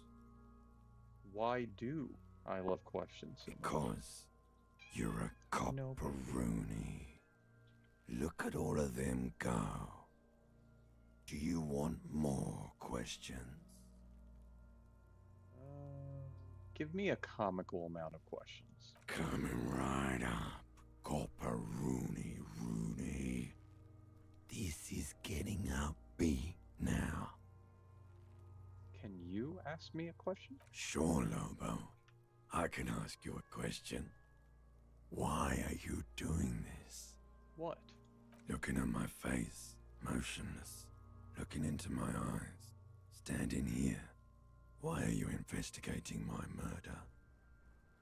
I don't have anything else to do. This case is all I have. Because he told me to, not toward Kim. Maybe this will lead to something. Something indescribable, unforeseen, miraculous. The clown lips of the corpse appear to smile. The face rotates before you slowly. All right. Who killed you? Love did me in, Brother Copo. It was love all along. Why do I feel like I've forgotten something terrible? Because you have. Is my name Rooney? Fuck no. You're no Rooney. Rooney is obviously not who I am. Between you and me, your name is probably Harry. I feel like I've been getting a lot of Harry lately. You might be onto something there. I hate you, you stink, and you're boring. Why not? Do I remind you of someone? A child born with Muller's disease, harlequinism, grown up miraculously. A deep-sea creature, myself in the bathroom mirror. A baby affected with harlequinism. You don't remember? Yeah. You sure I got out of that one? Coppellini. Alright, I've had enough. Come back later, Coppo. Amuse yourself with my frank manners and my memento mori features. If possible, also, see me in your dreams. Doesn't sound good. So how do we get him Are you down? sure we finished the preliminary examination of the cadaver? We might miss some of these things once he's done. Step back and have another look first. The My cadaver love, we are slowly not going twists on outside. the cargo belt. No, baby. His torso covered in tattoos, and extremities blotched pink and blue. Squint and take a step back. I'm not sure what that'll do. As you narrow your eyes, the monster before you blurs into a violent mess of green and pink. This is a trick. You've done it before. Pink is where the blood settled in the first hours post-mortem. You can use it to see if the corpse has been tampered with. Does his position at the time of death match the discoloration? Observe. Only the lower extremities are pink with a dash of blue. His fatted hands, thighs, and his neck, just above the noose. The rest of the corpse appears dark green in the cold spring air. His face and hands are pink, thighs too. I see it. His neck too. The lividity goes right up his chin. We have good, well-pronounced discoloration here. Relax your eyes. The monster comes back into focus, an explosion of color, coursing with dark marbled veins. His stomach appears pregnant with something. Black liquid streams down his thigh and onto his boot. So, what do you think?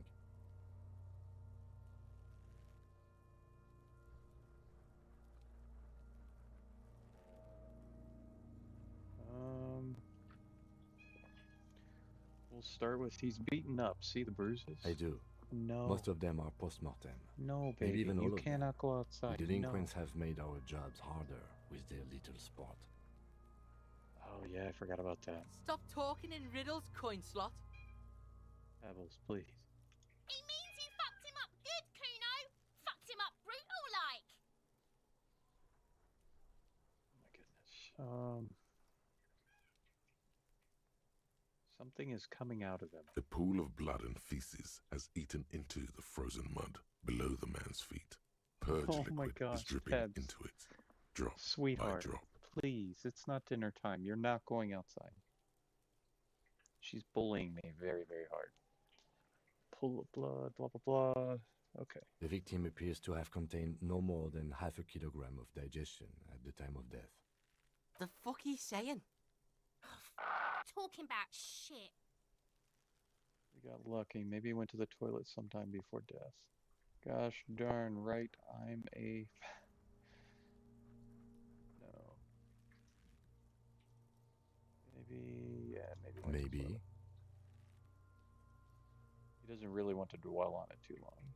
Alright, I think he was upright after death. His hands, feet, and neck are discolored. Agreed, especially on the neck. The belt acted like a tourniquet, keeping the blood in his head. The hypostasis supports her hanging. Yep, seems like a lynching to me. Could it still be he was moved after death? Maybe he was strangled by someone. There's always a chance. We should check for ligament marks on his neck to see if they're in tune with the belt. We'll have to get him down first. I think he's dead. I agree. There are crow's feet in his eyes. He's laughing silently. No, baby.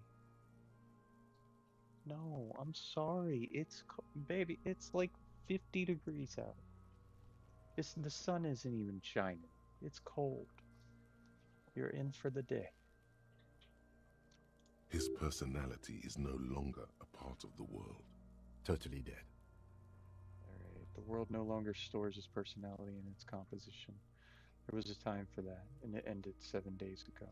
That sounds about right, yes.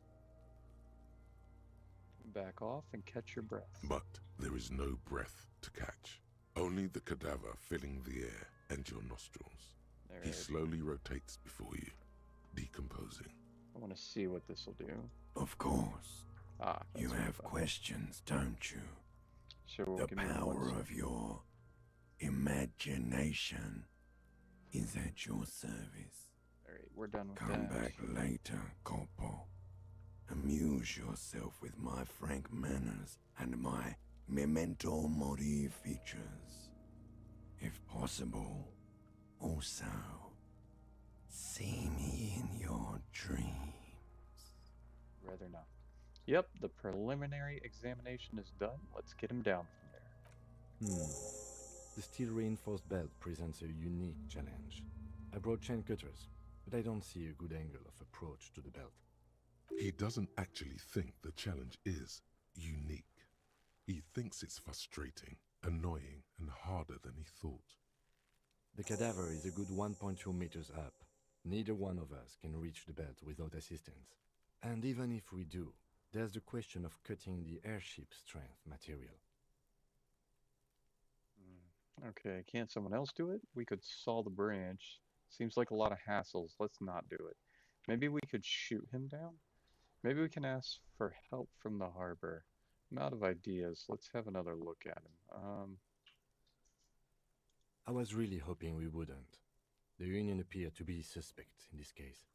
It seems like a dangerous route to go down. Okay, that's fair. I would really prefer if there was another way. These people might have an agenda. Alright, we'll reconsider. But what other options?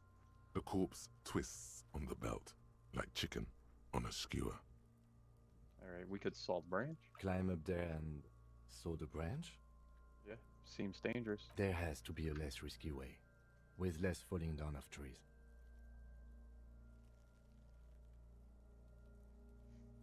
Oh my gosh, I think a gnat just flew away my nose. That feels terrible and weird.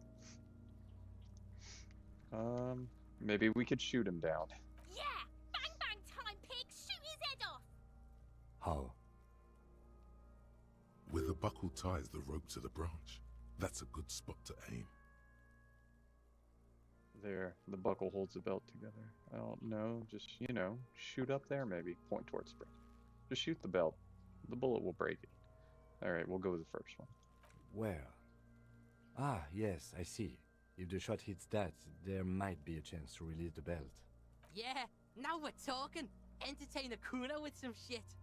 They'll miss! The pigs will miss Kuno! The lieutenant is undecided. On one hand, he wants to shoot some gun. On the other, it's an awfully stupid idea.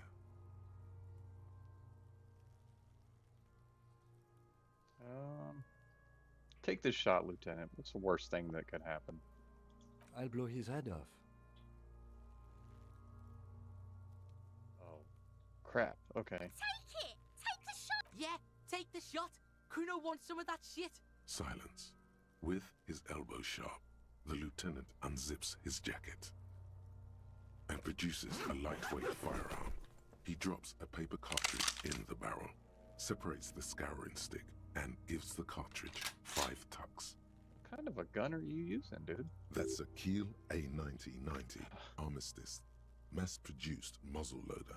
Aesthetic, frugal, one of the most common firearms in the world. He then steps back and assumes the fellow's desk position, taking aim. The corner of his eye twitches. His finger is on the trigger. He's gonna fucking miss! The kid's voice is drowned in a shrill blast that echoes off the walls of the surrounding tenements.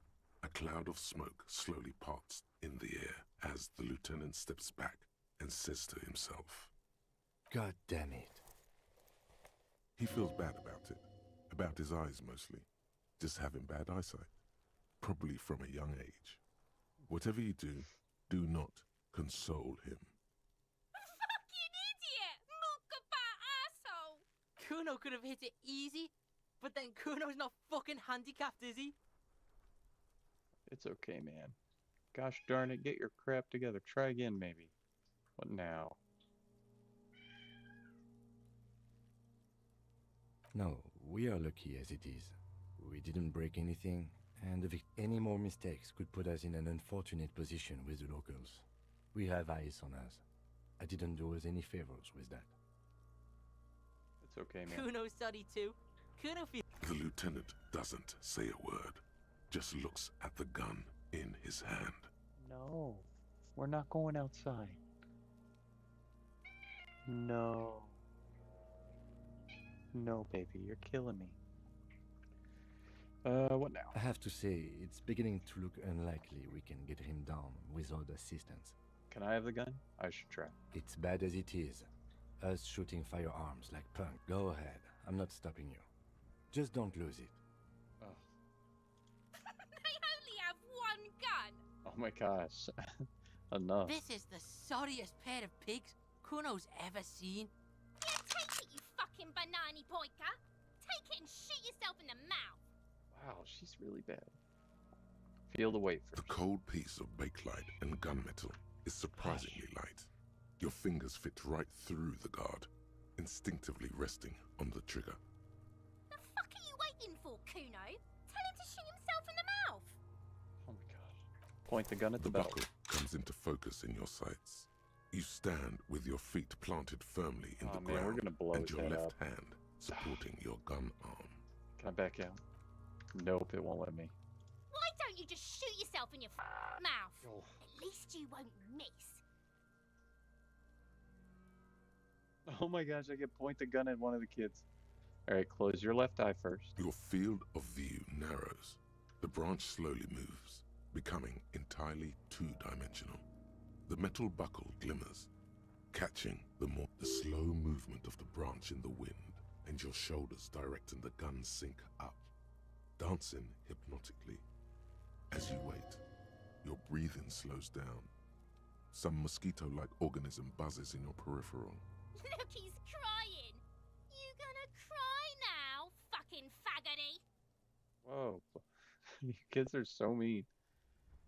Oh, that's so low. That's so low. We're not gonna do this. I'm gonna end up shooting his head. It's gonna be I bad. agree. Enough gunslinging for today. I suggest we go to the harbor and ask the leader of the Union to help us with the body. I would have preferred us not to owe the Union anything, but we clearly cannot do this ourselves. Let's go. Yeah, we clearly cannot. Alright, okay, kids. Let's hear all your nasty things. Kuno's got this.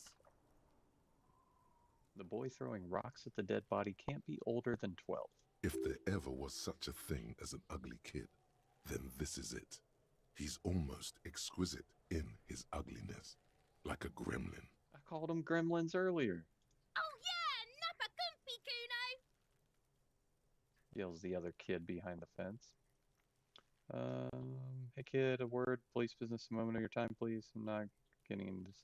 Moment of your time, please. Can't talk, pig. Shit's coming up strong. Throwing rocks. Shit coming up strong. That sounds good. Joyous, you should hang out with this kid and see what that juicy shit is all about. Juicy what now? I mean drugs. No, baby. The kid's on drugs. Yeah, Kuno, ride the lightning, Kuno! Kuno's riding it, see? He wipes sweat from his brow and sends another rock flying. The rake, Kuno! You should throw the rake at him, Kuno! The fuck? Does Kuno know what a rake is? Kuno's not a gardener. Kim, what should we do? Are you kids siblings? Kid, you want to hang out? I'm not an arc. Look, I have questions for you. I don't have time for this. Let's ask if he wants to hang out. That's weird. Fuck no! Kuno doesn't buy that shit. Fucking entrapment shit. Look, I have questions for you. Alright, entertain the Kuno. Show me what you got. What you got there? What you got, huh? Show me what you got. The body. What do you know about it? Shitload pig. What's your question? Don't tell the pig shit, Kuno! Pig's choking! He's totally choking! Kim, help me out. What do we want to know? If I were to want to waste my time, which I do not, I would ask them who he... The usual being. Have you seen anything out of the ordinary? Or have you seen anything suspicious? Where's the rest of his armor? Kuno doesn't give a shit about the armor. How come? Kuno's fuck gimp's got one big thing wrong with him. He's a fucking mutant. A mutant? Look at him. Fucking growth hormone shit. He's a giant. The armor's too big for any man. Kuno doesn't give a shit about that freak armor. Kuno threw that shit away. What do you mean he threw it away? Kuno tried to get the helmet on. It was too big. He performs a kick on the imaginary helmet. Kuno kicked that shit in the sea, rugby style. That shit means nothing to Kuno. Threw it in the sea? Yeah, that shit means nothing to Kuno. Kuno doesn't give a shit about material shit. Kuno's a fucking monk. He's a monk. You wanna fuck on someone about that armor? Go fuck the mustached union fuck. The jolly troubadour shit at the gate. Who do you mean, troubadour? Yeah, cock in boot. You know that jolly union cow fucker? Came around talking about cows or some shit? Came around pretending like he cares about cows? Okay. So yeah, he's the one you want to talk to. He's fucking crazy about that armor shit. Coming here pretending like he likes cows. Trying to catch a peep at Kuno's armor. Go to the gate. Ask him yourself. Curious, my liege. Why did Kuno feed you this information? And you're just telling me this out of the kindness of your heart, Kuno? Yeah, Kuno's doing charity today. Kuno Day. Kuno feels sorry for you two loser pigs. Kuno's doing pity now. Still, seems suspicious. He may have it in for that guy. Or you may be paranoid. That is also a possibility, sire. Do you know who he was? Kuno's fuck gimp. Kuno uses the fuck gimp for target practice. He's trying to hide the fact that he doesn't know. I meant who he was before he died. Kuno knows what you meant. Kuno's not a snitch. That's all. Trying to make Kuno sing into the popo phone. Do you know how he got up there? Probably climbed. Kuno was busy down the road when that shit went down. So you didn't see it happen? You heard Kuno. Kuno wasn't even in Martinez. Kuno wasn't in Revachol. Kuno wasn't regional. Oh, okay. Where did you go then? I don't know. Some fucking... Mesk or I don't know. Some other place. Night City. Kuno was in fucking Night City.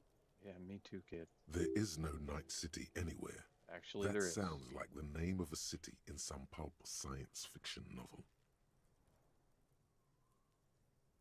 That's a fictional city name. Night City doesn't exist. Where is Night City? Kuno gives this info out on a need-to-know basis, and you don't need to know. Kuno didn't smoke the gimp, if that's what you meant. Thanks, Kuno. That's one name you can now cross off the list. Have you seen anyone suspicious around? Just a couple of pigs sniffing around in the dirt. That seems pretty fucking suspicious to Kuno. That's fair. Yeah, you tell the faggoty, Kuno! Looks like you're a faggoty now, whatever that means. The suspicious question doesn't really work in antagonistic situations.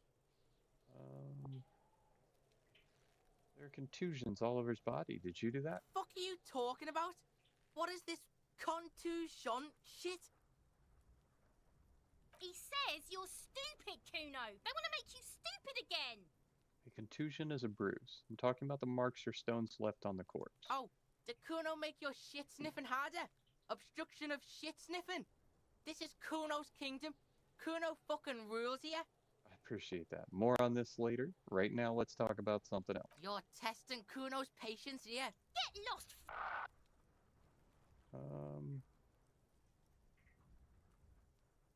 About the crime scene. You kids often play in this yard? This is where Kuno plays with his way little back. wooden choo-choo. Fuck do you want with it? The ladder. Ever climb it? Look at that fucking shit. You're trying to get Kuno killed. So you would say that ladder is unclimbable. Fuck does Kuno know? Kuno's not a fucking acrobat. The lieutenant takes a quick note in his notebook. It's a trap, Kuno. Don't climb it, Kuno. What's in the greenhouse over there? Dunno. Kiptas gardener used to work there. Kipt is a pejorative term used to describe people of South Way Seminese or Areopagite descent. It used to be a common first name among the Areopagites of Ilmara. Not so much anymore. Hold on, the gardener used to work there? Yeah, that's what Kuno said. She couldn't handle the heat, so she took off. Kuno can take it. Shit's nothing to Kuno. You mean the young woman by whirling in rags, the gardener? Look, Kuno doesn't explain shit. Kuno just says shit. He looks you in the eye and nods, as if agreeing with himself. Yeah, her. What was she doing in the greenhouse in March anyway? What kind of gardening is done in March? Yeah, we'll ask her about that. Yes, it seems suspicious. You don't like things being like that. Suspicious. I was wondering about the trash container. Don't be wondering about Kuno's shit, pig. I've got a very strong hunch there's something of importance in it. Something I must find. Fuck does Kuno care about your hunch? That's your shit. You figured it out. I might have questions later. For now, let's talk about something Yeah, else. whatever. Kuno doesn't give a shit. I gotta ask, who is Kuno? Kuno's Kuno, pig? Baby, you're okay. No, you're okay. Dude, she is so mad at me. It's always Kuno, never I. Clearly the kid's using the third-person perspective as a shield. Interesting. You refer to yourself in the third person to distance yourself from the situation? Kuno doesn't do that smart shit. Don't throw that book shit at Kuno. Kuno knows you're lying. Trying to get Kuno hooked on the book. The boy knows he has an addictive personality. Admirable insight for his age. Sweetheart, you're okay. You're okay. It's not even 4 o'clock. It's not dinner time. Watch Oh, out, kitty Kuno. girl. He's trying to fiddle you. He's gonna put his hands on you. The thing behind the fence starts squealing, shrill and violent like a fire alarm. Help! Pig's got Kuno! Help! Rape! The sound gets louder as a child shouts at the windows overlooking the yard. Help! He's got the Kuno, help! I'm just going to leave. Conclude the conversation. No, let's say just answer the question. Help! He's digging his dick out! Escalate, Kuno! His dick is out! You're afraid! Pigs in here, Kuno! Somebody, please! Oh my gosh, she got away. How? It's full blast now. The wind carries a message far and wide across Martinique. How did we get here? How did this happen? This makes no sense. There may still be a way out. Just appeal to his reason. Don't punch him. It's a bad idea. Are you high right now? Help! Misters, help! He's having the time of his life. Total ecstasy. Fuck the pig. He's flashing Kuno! He's showing his genitals! If you don't help Kuno now, it'll be too late!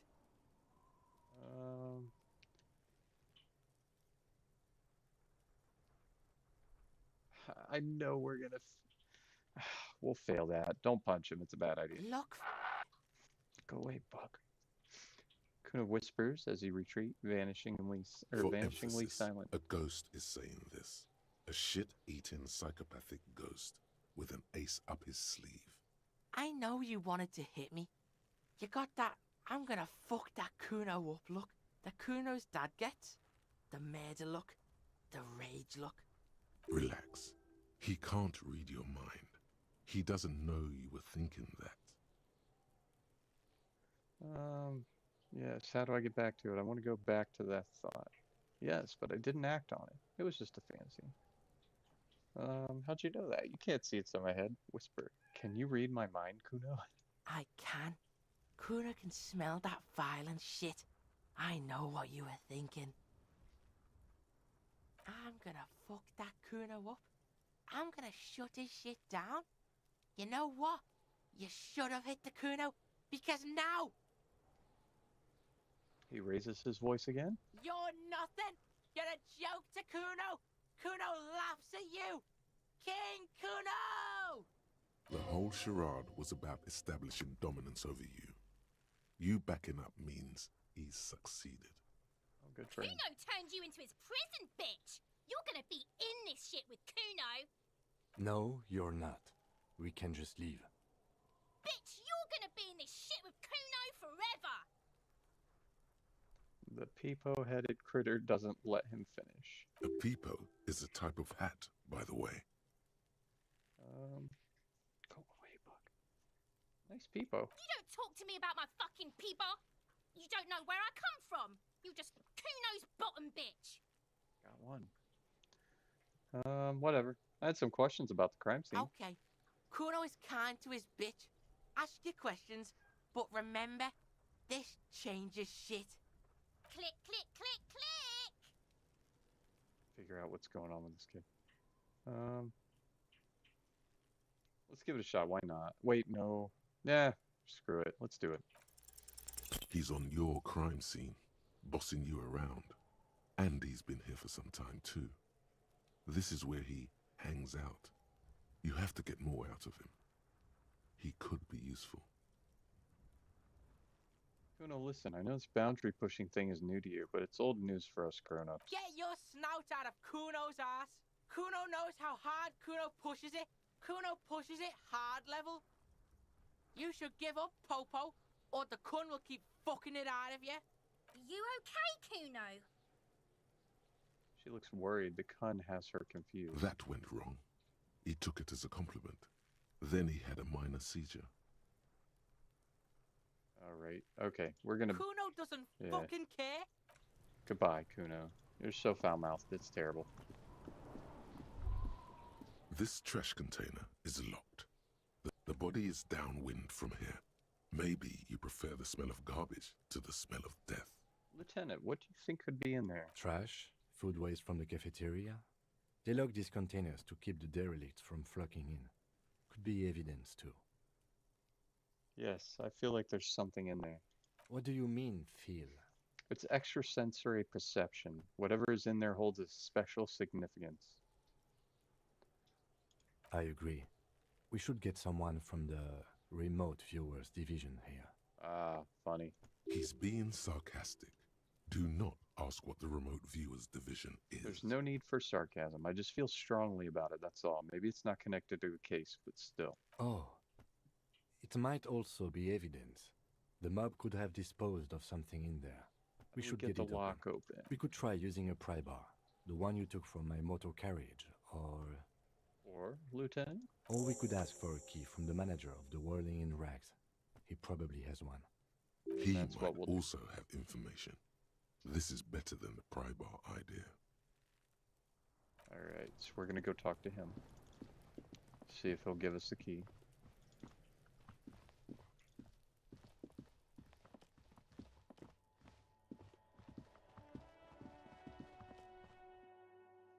And on our way out, we'll talk to that lady, a gardener, see if she has anything to say about gardening in the greenhouse.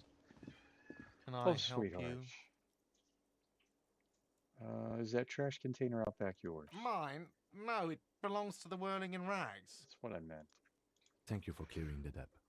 Why do you keep the container locked? Why? To keep the hobos and drunks out. That's why. And the neighbors too. They put their trash there and they don't pay for the garbage company. I thought as much. And are you the only party with access to the trash container? I hear you, I don't see you. Come here, you. Come here. Come here. No, hey. Come here. Come here. Don't run to the door. Come here. Come here. Sweetheart, you're interrupting really hard. Come here. Are you okay? You went outside? Come here. Say hi to everybody for me. This is Pebbles. She is the grumpiest of girls. Oh, let's get you back in the camera. Just a kidding.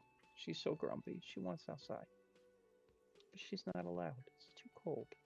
And she's an inside cat. No matter what she tells you, she's really an inside cat. Like every cat she meets outside, she hates them. She wants to fight with them every time. All right, hold on. There you go. I need you to hush. I'm not getting up. Give me just a little longer. I'll get you dinner. All right. Well, yes. Us and the garbage disposal company. It seems a little callous, doesn't it? Something stirs in you. No, it doesn't. Nothing stirs in me, and it isn't callous. It's common sense. Okay, then. Maybe you're callous yourself. What if I told you I am a hobo, or soon to be one, rummaging through that trash? Will you keep me out too? Yes. Good call. So would I. Teach a man to fish. He stares at you, beady-eyed. We need those keys. What do you need them for? It concerns the case. Please cooperate. Just bring them back once you're done, please. I've seen something here at the Whirling, Garrett. I think I need to talk about. By the way, I'm going to sing. All right, goodbye. Let's check this real quick. Whoa. Rest of the armor. Run the number on the victim's armor. Ask him to tell you about the case, the victim's tattoos, getting the body down. Ask gardener. Open trash container. Okay, that is quite a few new things.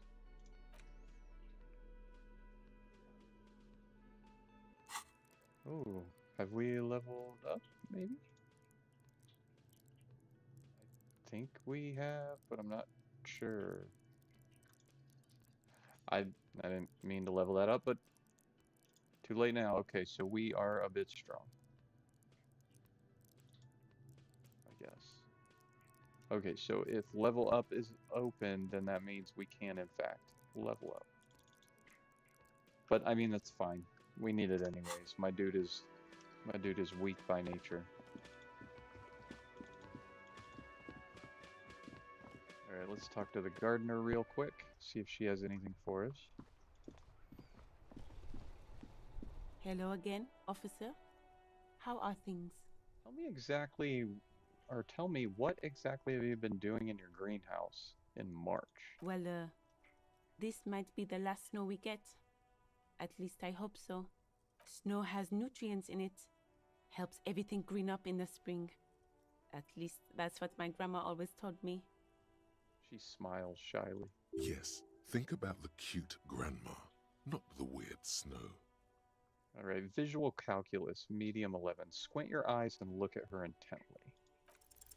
Stop looking at her. Look around. What do you see? Entrance to the yard? That's right. And the canal, the bookstore, the harbor gates. This is a great vantage point for keeping an eye on you. Noted, but I'll keep it to myself. Glad to have been of service. Now you know the locals are keeping tabs on you. All right, let's go. Okay, so we did learn that they are in fact watching, and she is in fact doing the watching.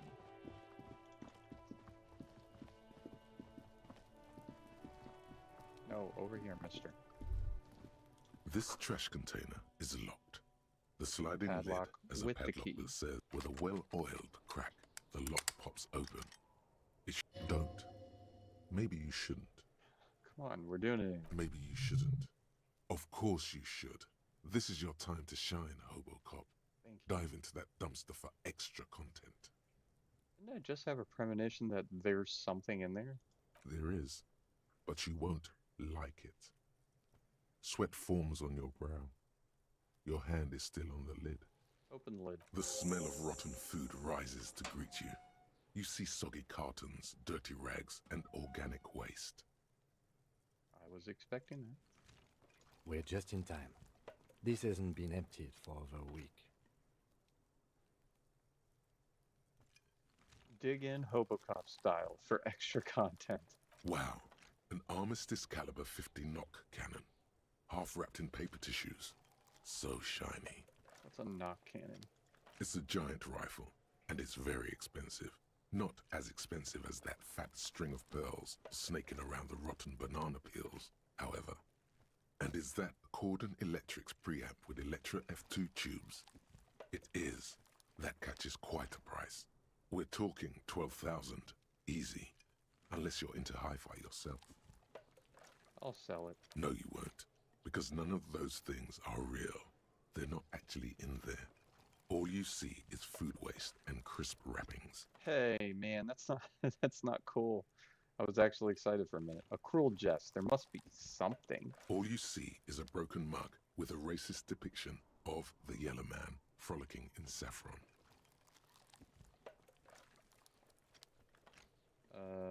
Take the mug. Look under the boxes of carton. You see milk and egg rest with one broken egg in it. Some pasta wrapper. Picking up the soggy packages somehow feels familiar. A box falls into pieces in your hands. Batiste Soleil cereal. There are plastic pasta packages below. And turbo noodles. Nothing of note, however. Pick at the rags. Among the threadbare kitchen towels, something catches your eye. A pair of denim trousers. Ooh, pants. Grab them. As the legs of the slime-covered jeans begin to unspool from the garbage, a rank corpse smell fills the air. The victim's clothes? Cadaverine odor is faint. If these belong to the deceased, they were removed when he was still in the early stages of decay. Drop them in here, officer. All right, bag the trousers. Guitar-marked blue jeans. Pockets empty or emptied. He wore them with a belt, too. A white belt. The loops appear stretched, but... He looks into the container. The belt is missing. That's it. Do you see anything else in there? I have another bag here. Something slimy catches your eye. Reach for it. A drab, long-sleeved shirt, olive-colored, appears from the food waste, dripping with pus. Bag the shirt. This is a military-type overgarment. No label or serial number. This is the kind of rib-knit shirt that's worn over light armor to conceal it in an urban scenario. Anything more? The rest of the rags are just kitchen variety waste. Just garbage. That's all, I think. All right. We should go to Gart again and ask if he knows who put the clothes in the trash. It could be as simple as someone from the hostel cleaning the yard. Or that one.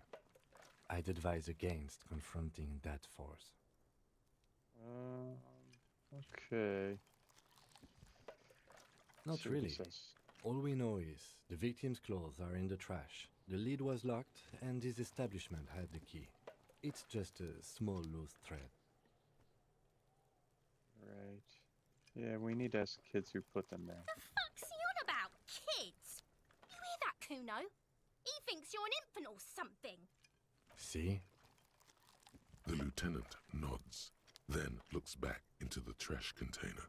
Search the food waste. It's just organic waste, cold and slimy on your hands.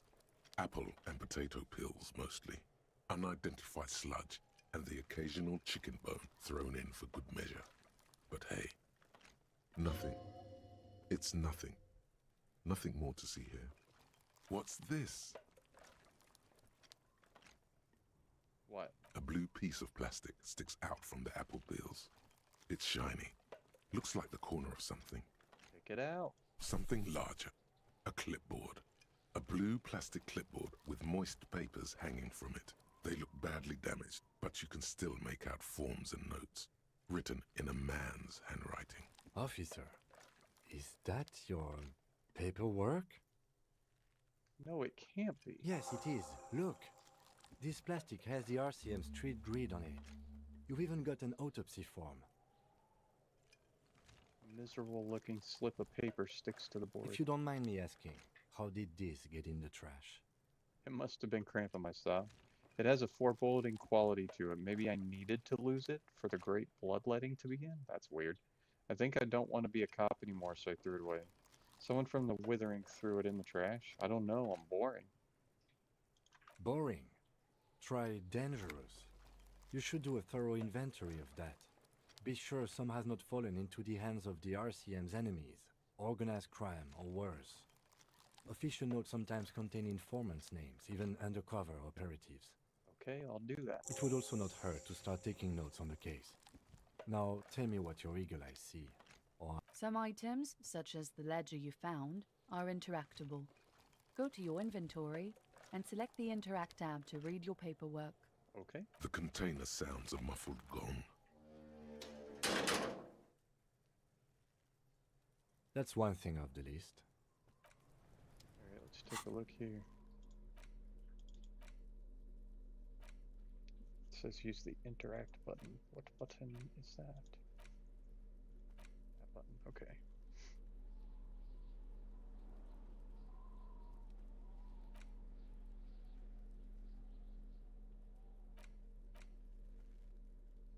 And I don't, okay. So there is no actual interact button. Did we level up again? Yeah, I can't tell like how many times you can level up though. But it looks like we can in fact level something else up. Whoa, endurance is massive. Oh, that's right.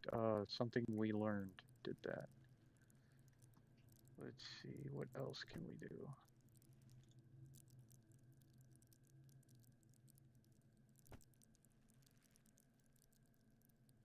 Morale. Reduce the world.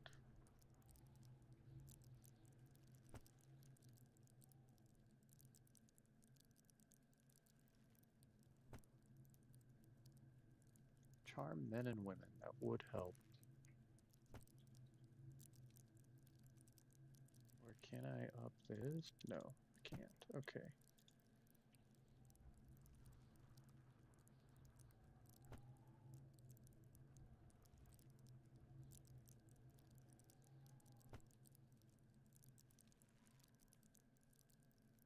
Do like hand-eye coordination.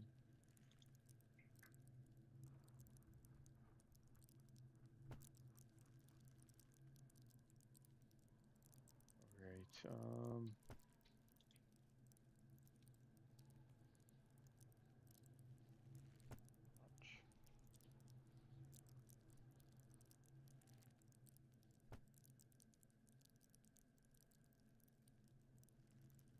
yeah, we'll level this up.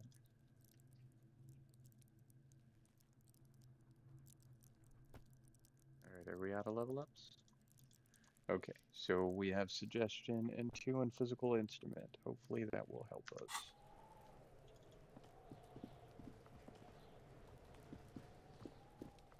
Alright, let's head. Actually, let me check this again. Read the ledger and name the case.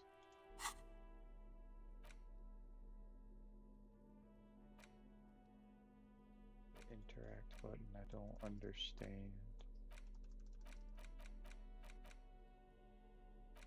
Oh, It's the ledger you found in the trash. A pitiful cabbage of white and yellow papers hanging from plastic board, barely held together by a metal clip. This sad display is made complete by the faint smell of urinal cleaner. There's a piece of toilet paper, or is it cleaning tissue? No, it's toilet paper, desperately sticking to the back of the blue plastic clipboard. It's a metaphor for you. Oof. Thank you, waterlogged ledger, for spelling it out for us. Below the pathetics, terror. Do not look into its blue heart.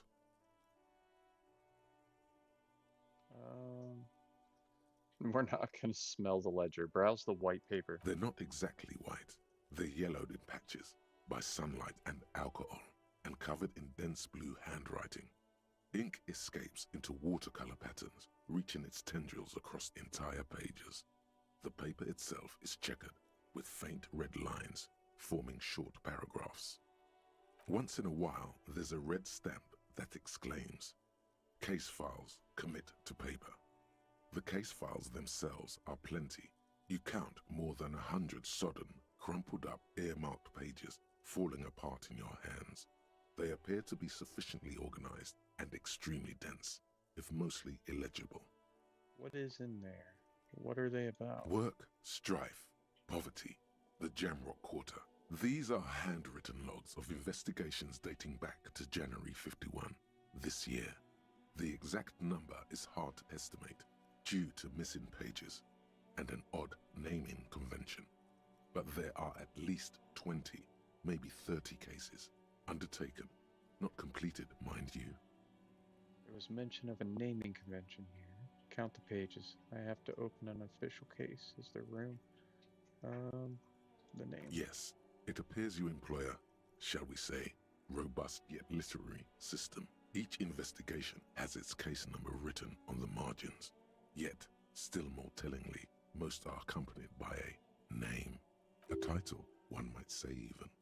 One that draws inspiration from snoop fiction and vespertine cop show staples. Oh my, and they're written in capital letters too. Yes, all caps. One is called The Next World Mural. Another, The Square Bullet Hole Murders. Another yet, The Unsolvable Case. Others appear more light-hearted. The guys on a couch in an unexpected location, and the murder at the hookah parlor. Even the rare article-free collapsing tenement. Murder features prominently throughout.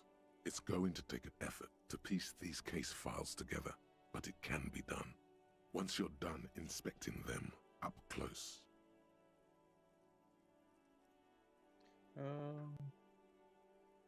Kim, my cases appear to employ some kind of naming convention. You mean the alphanumeric? Officer, precinct, time of arrival at the scene? No, I mean a non-numeric one with titles. Oh, you mean the titular? No. Yes, Okay. well, so do No. I. In our defense, almost everyone in the RCM does. Why is that? It's a holdover from the early days of the RCM, right after the revolution, when the organization had little idea how to do things. It persists in an unofficial capacity. Officers use these titles to refer to their work among themselves. I seem to have named a case the Square Bullet Hole Murders. Again, in your defense, I seem to have named one the man with the hole in his head. That was a real person. His death was real. Still, I named it that, to amuse myself. Okay. I pray his loved ones never find out. What happened to him? Rail spiked through the head. He died. It was a workplace accident. Alright, let's count the pages. There is, for precisely one more. 15 pages near the end remain untouched by the damage.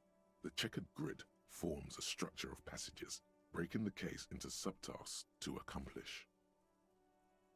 Once all the tasks are accomplished, the case is complete.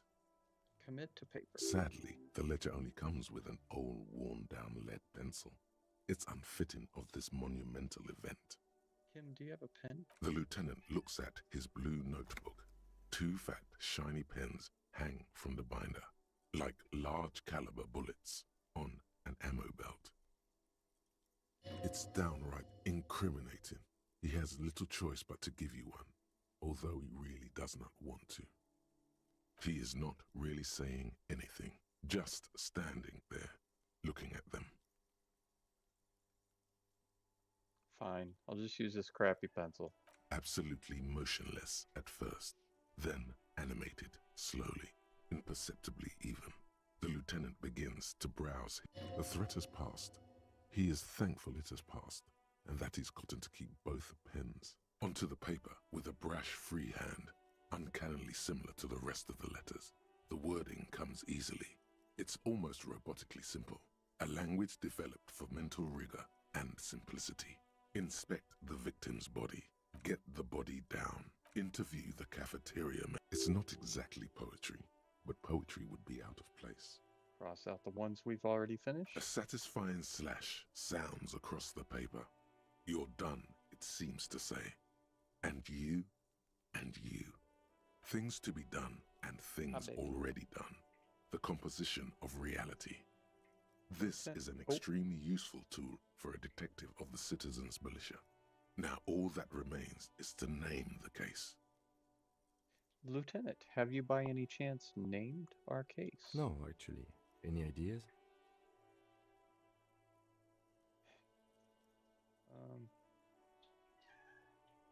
The Hanged Man. Great. That's great. That's actually what I was thinking too. The Hanged Man. Good, strong name. We have a very good name for the case now. I'm going to start calling it the Hanged Man. It's good we sorted this out. I'm done inspecting these. Close the case files. You don't exactly close them, so much as distance yourself from the smelly papers. They're a little further from your nose now. I know. I'll get you dinner. Hold on. Yeah, we'll try this. Yes, you can piece them together using the alphanumeric code on the margin. It always begins with HDB41, then date of initialization and time of arrival on the scene, followed by the title.